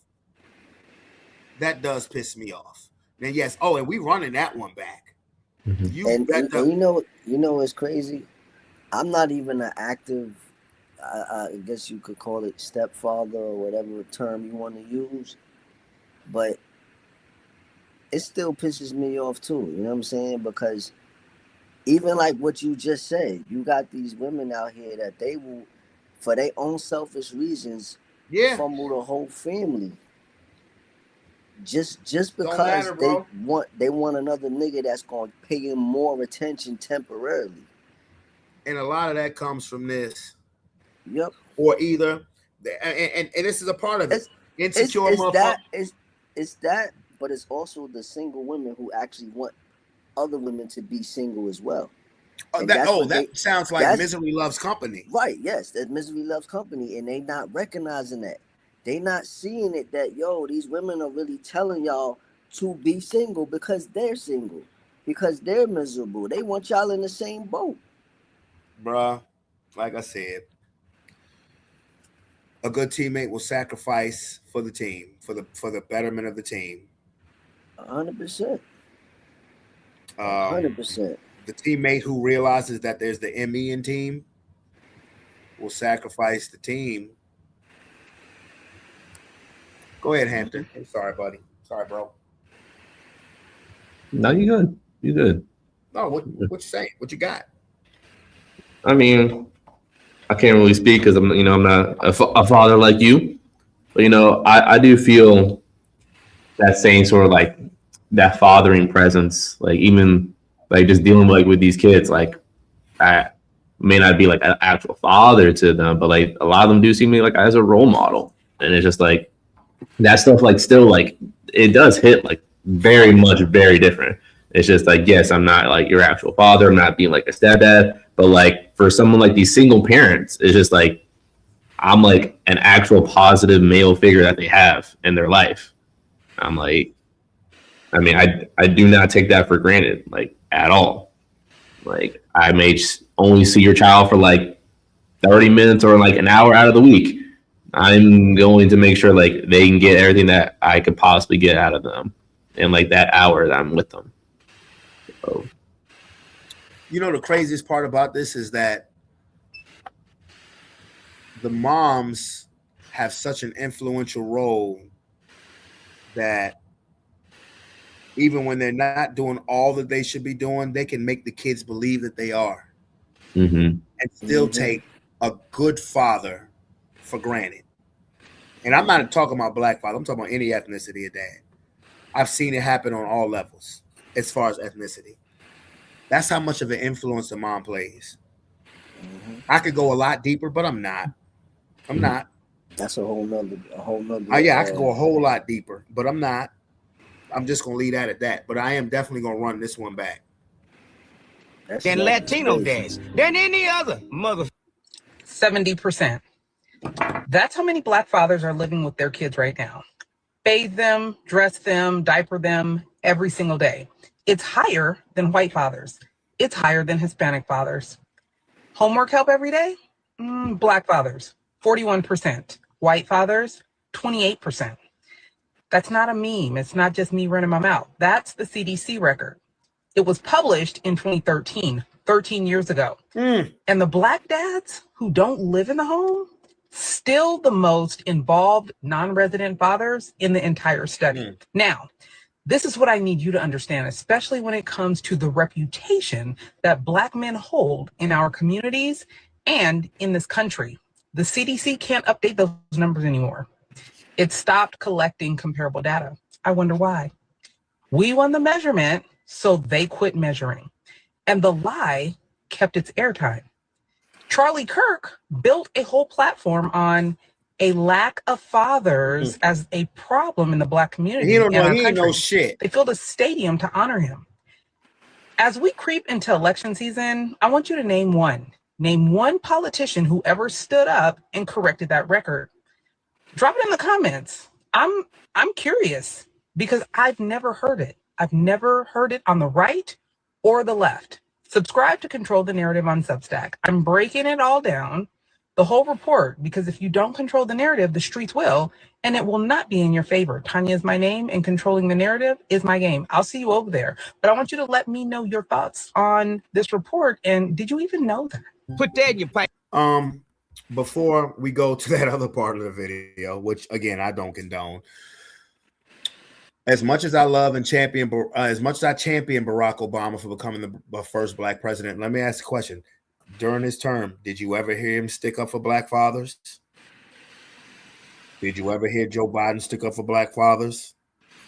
Did you ever hear Michelle Obama stick up for black fathers? Did you ever hear Bill? Did you ever hear Bill or Hillary Clinton stick up for black fathers? And let me get this clear. I ain't no damn Republican, but I ain't no damn Democrat neither. I don't fuck with them neither. Because again, you don't hear that from the right or the left. Certain shit they're in cahoots about. Period. I don't fuck with either party. Because they're both full of shit. And I'll ask that question again. Have you ever heard Barack Obama big up the black fathers in the nation? Have you ever heard Barack or Michelle? Did you ever hear Bill Clinton, Hillary Clinton, Joe Biden? Ever. The last I heard Barack Obama talking about black men, he was shaming them if they didn't vote for fucking Kamala Harris. Did you hear her big up in black fathers? Go ahead, Dot.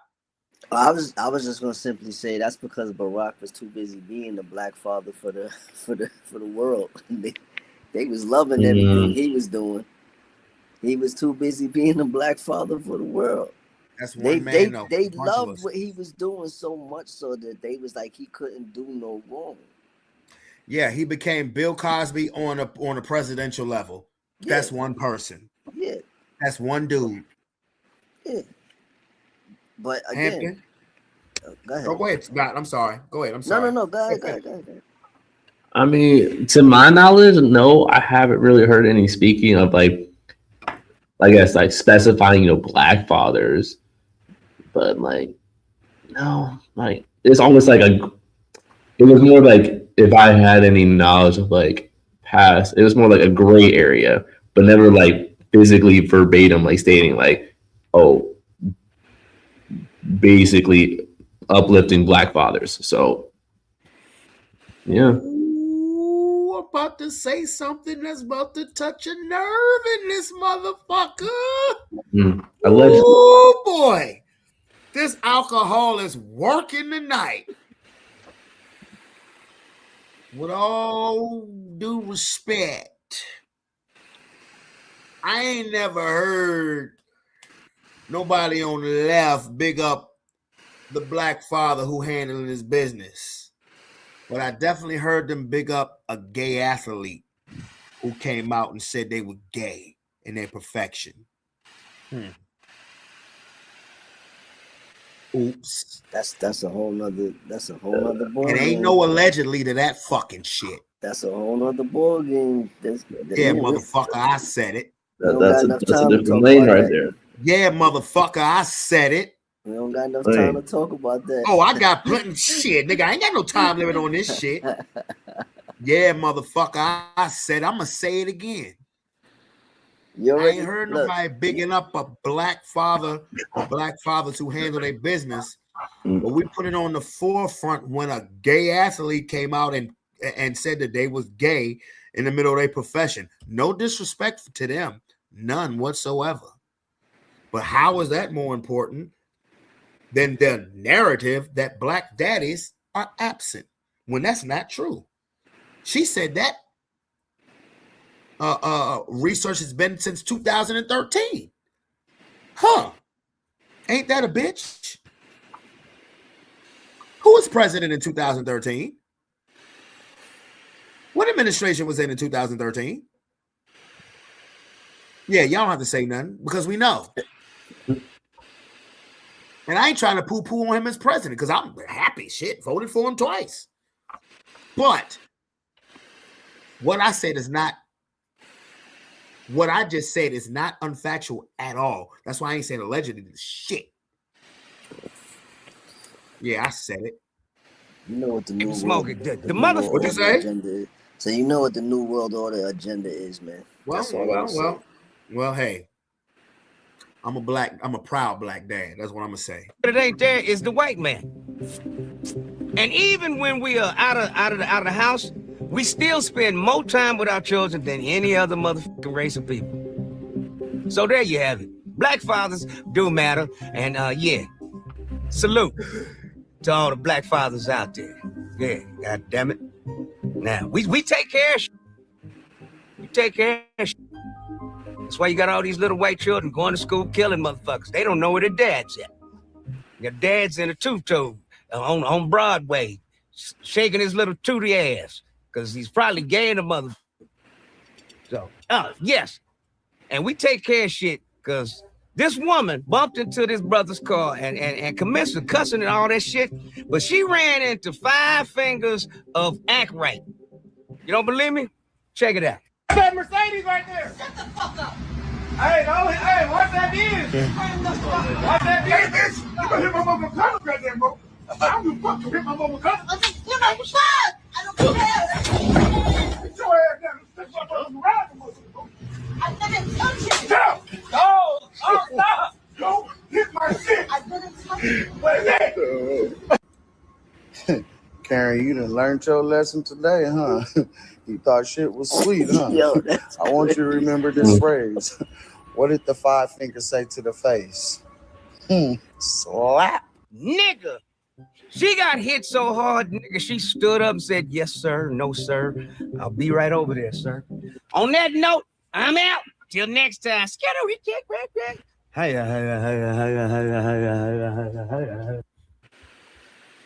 Yo, Okay. it was crazy because seeing it for a second time, it was like his hand was going in so slow motion, but at the same time, you heard the velocity of the hit.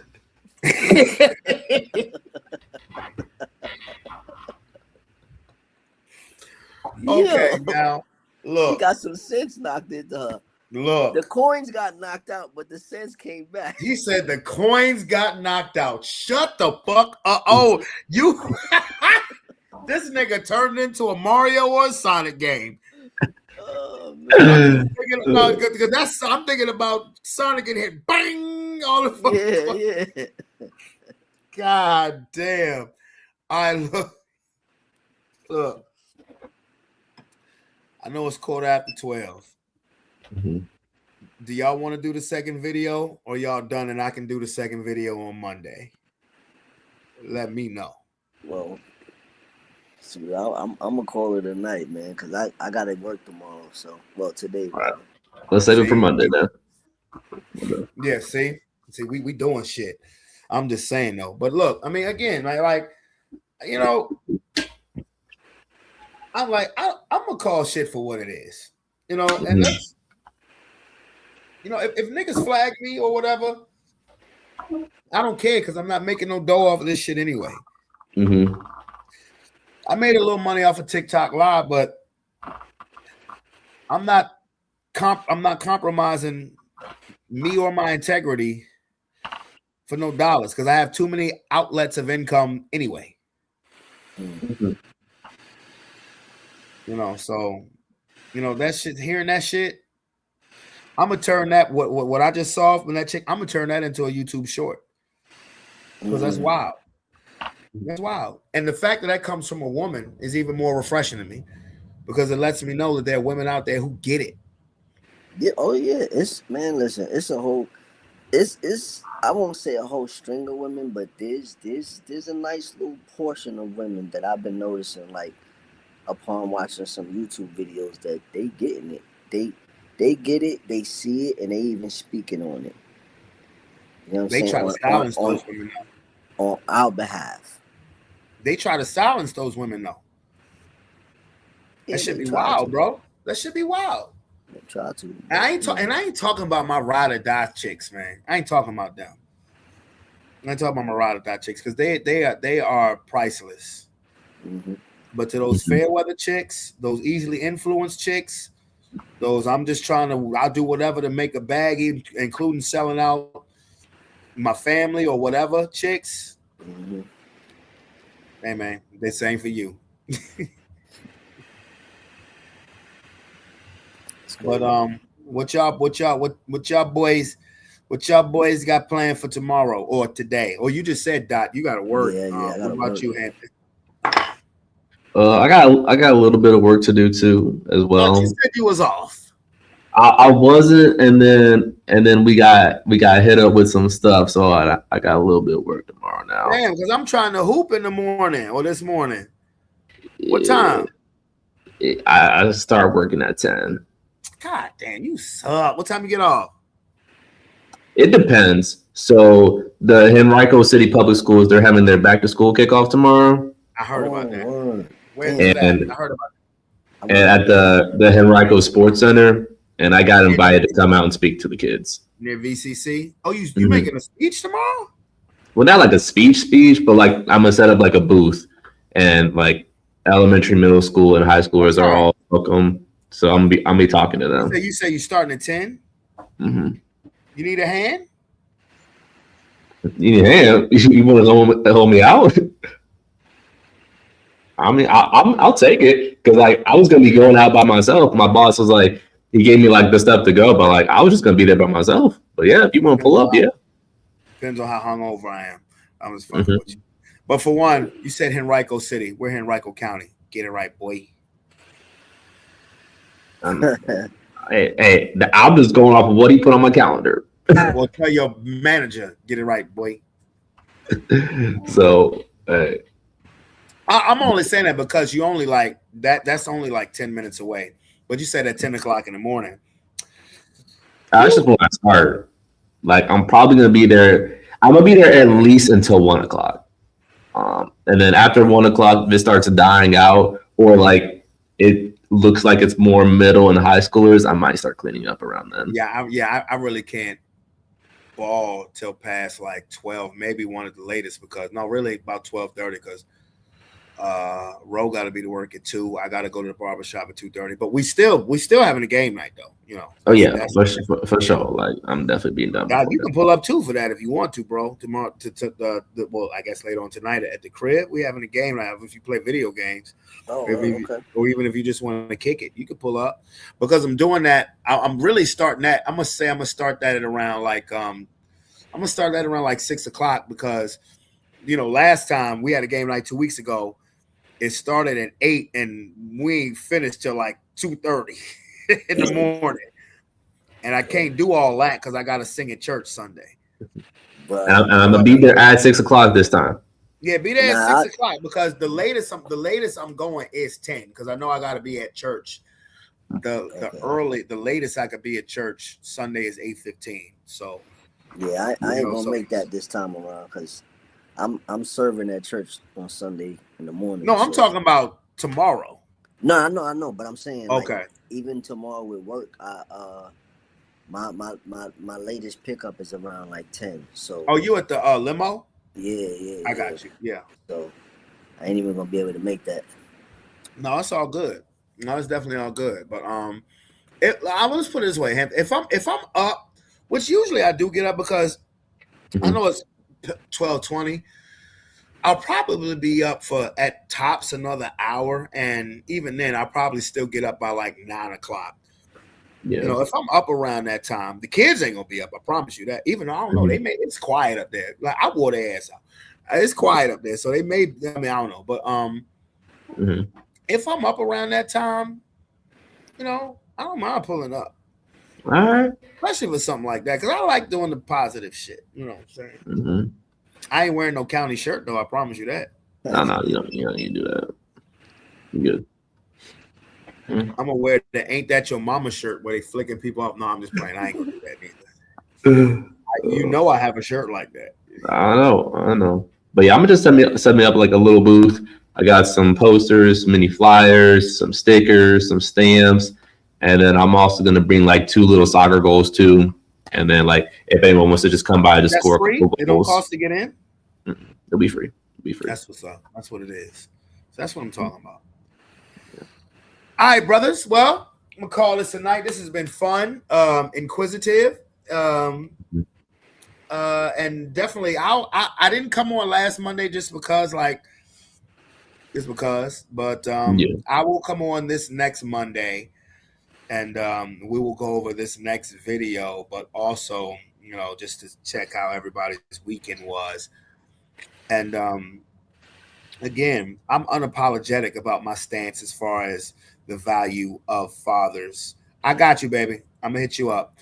I'm unapologetic about the values of Black fathers, and I'm unapologetic about the value of Black mothers as well, especially the ones that handle their business. Because there are a lot of Black mothers out there who truly do this shit by themselves, and shame on the fathers who make them do that. There's a lot of Black mothers out there who truly do this shit by themselves, and they do it to the best of their ability, and it's great. So don't think I'm ignoring that. No, we're not ignoring that. But that doesn't mean that we can't acknowledge the fact that fathers, in particular Black fathers, good fathers, no matter what your ethnicity is, get taken for granted. Get taken for granted. I mean, she put out on the chat, call me, Brandon. Okay, I got you. Nah, this is the bestie right here. No, Alicia, I go to war for Alicia now. I done been there. I go to war for her because she a real one, and she do this shit. So, when I say what I just said, Alicia, I'm thinking of you. No, you good. You ain't gotta say you're bad. No, you good. It's all good. But anyway, all right. Well, we finna get out of here. So, Dot, any final comments? Nah, man. I just appreciate all the love and support and everything. Of course, man. And we got business to do, my boy. Yeah, for sure. Hampton, any final comments? Bro, the vibes have been great. Bro, low key, I kind of needed this too. Like, Russell Westbrook retired this week. That shit happened. Damn! Oh shit! Okay, before we go, I have to address that. Russell Westbrook retired. I have to address this. I'm so sorry because I said I was going to say that before the show started, but of course we get into talking about other topics. No problem. Hampton, Russell Westbrook, where is he as far as your top point guards all time list? I don't know. I was not ready to have this conversation this early. Like I thought someone could at least throw him like a vet minimum, like something like let I'm the surprised he retired. Like, oh my God. He up there though, like he's 30. I mean, come on, he came in the year after KD, so he came in the league in 2008, bro. It's tough because I also got to move bias aside because I do love Brody. I love top 20. He can make a case for top 15. When Kobe retired, I said my two favorite players was Jimmy Butler and Russell Westbrook because when they're on the court, they don't cheat the game. Yeah. I fucking love Westbrook. That's why I was so disappointed at his tenure as a Laker, but I knew that wasn't his fault. I never once blamed Westbrook for the way that tenure went. No, because he was used all wrong. You got any thoughts on Russell Westbrook, Dot? Well, I would say I think he still had more time in him. Mm-hmm. Definitely still young enough to play the game, but if he felt like, it was time, it was time. But he's definitely up there for sure. Definitely. I would not be surprised. He made a great name for himself. Absolutely. He did. I wouldn't be surprised if sometime mid-season, if a team needed him in the right situation popped up to see him back. I wouldn't be surprised. Pulling a Michael Jordan? He might pull like a Carmelo. Okay. Well, Carmelo never retired. Well, he retired, but he didn't do like this whole like official announcement like that players are starting to do now. Because remember, there was a time after he left Houston where he was kind of being blackballed before Portland signed him for a couple of years. So he never retired. He just wasn't signed. I don't know. It's hard for me to feel Westbrook. If the correct situation presented itself, I could see him back on the court. But as far as I'm concerned, definitely a first ballot Hall of Famer. Of course. I think he started getting a bad rap when he went to the Lakers, and I thought that was awful because Westbrook left everything on the court. That's why I fuck with him. That's why I never once blamed him for the situation with LA. He was used wrong, but never did he ever cheat the game. Mm-mm. Ever. Westbrook was a dog. I guarantee you, if Westbrook had played with Kobe as opposed to LeBron, and I'm not even trying to be funny, if Westbrook played with Kobe instead of LeBron, Kobe would have loved him because they had the exact same mentality. Westbrook was a killer. I guarantee you, if he had played with Kobe, it'd have been a whole different story. A whole different story. But okay, I'll leave it at that. So shout out to Russell Westbrook. If you are gone for good, legendary career. You're a first ballot Hall of Famer. You're the all-time leader in triple doubles. Like I said, you never cheated the game. You never cheated the game. So for Hampton, so where you got Westbrook ranked? As all-time point guard? Mm-hmm.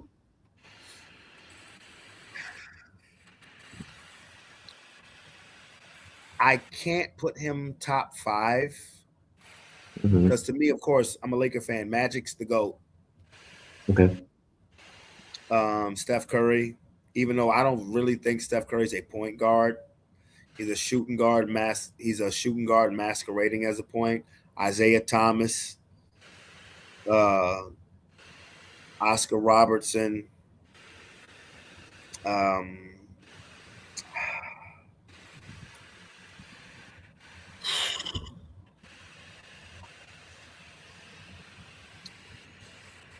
It's hard. Okay, well, I'm just gonna do my eye test. My eye test. He's top 10 because if you look at the second half of his career where he was jumping from team to team to team, that's what's factoring in for me. That's not the fuck who he was. Like Oklahoma City did him a solid by getting him out of there because they were going with a youth movement, which it worked for them. They won a title. He was great in Washington. He was great in Houston. He was great in Washington. Didn't work out with the Lakers. The Clippers should have never got rid of him. The only thing that puzzles me is why the fuck did he go to Sacramento his last season? Why did you do that? Again, like I said, I believe if the situation is right, I could see him coming back to play. So I would have him top. I would have him top 10 on the numbers. Mm-hmm. Let's just put it this way. Let's just say he came back and played for the team who won the championship. Mm-hmm. With those credentials, I would put him top 5. I would put Magic, Steph, Isaiah, Oscar Robertson, Russell Westbrook. Russell Westbrook's over John Stockton? Stockton ain't get no goddamn ring. But he's the leader. He's the leader in assists. No, he's not. Oh, yeah, he is. Look, eye test. And I saw both of their careers. Westbrook's better than Stockton, period. The only thing Stockton is better at than Westbrook is shooting. Westbrook's a better player than John Stockton. Yeah, Westbrook over CP3.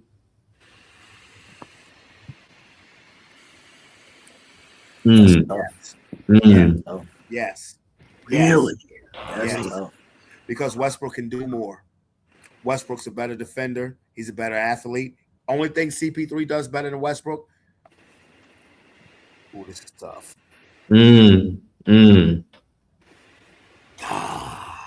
Okay. Okay. We right here with them too. Because I got CP3 over Westbrook. Westbrook is a better. I mean, what? But a lot of things like if you also take into account like point guard, CP3 is better. CP3 is a better pure point guard. Yes, he's a better pure point guard. But let me ask you something: if you had one game to win, who you picking? And you had a choice: CP3 or Westbrook. Are they just playing, or are they taking the final shot? Not taking the final shot, just playing. Oh, just playing. I'm taking CP3 because he's going to make the rest of the team better. Okay, that's okay. I'm not going to argue with that. You know what? And you know what? I'm okay. You know, you're right. I can't argue with that. I can't because CP3 does make teams better. When he is the head honcho of a team, he makes them better. I cannot lie. I cannot argue that. Now they're just playing one-on-one against each other. Then yeah, I'm taking Westbrook. Will kick his ass. One-on-one, Westbrook will kick his ass on a one-on-one game. But like, if I'm building a team, and I need a starting 5. I need a point guard. Yeah, I cannot argue with that. Nope, I cannot. Give me Cliff Paul. Yeah, no, you want Chris, not Cliff. but yeah, but no, I can't. You're right. I cannot argue with that. I can't. Honestly, no, I can't. I can't. But again, let's say Westbrook was to come back and win a ring. On that merit, I may have to nudge him. Okay, if he won a ring and was an integral part. Now, if he come back and is a bench warmer, you get no credit for that part now. But if you're an integral part, I have to nudge him. Yeah, like he would have to actually like do something. Like he would have to be the 6th or man off the bench. Maybe 6 or 7. Yes. As long as he's one of those two. Like if it's 2 minutes in the game and your ass is on the floor, okay, I gotta give you that. Yeah. So I have to concede to that.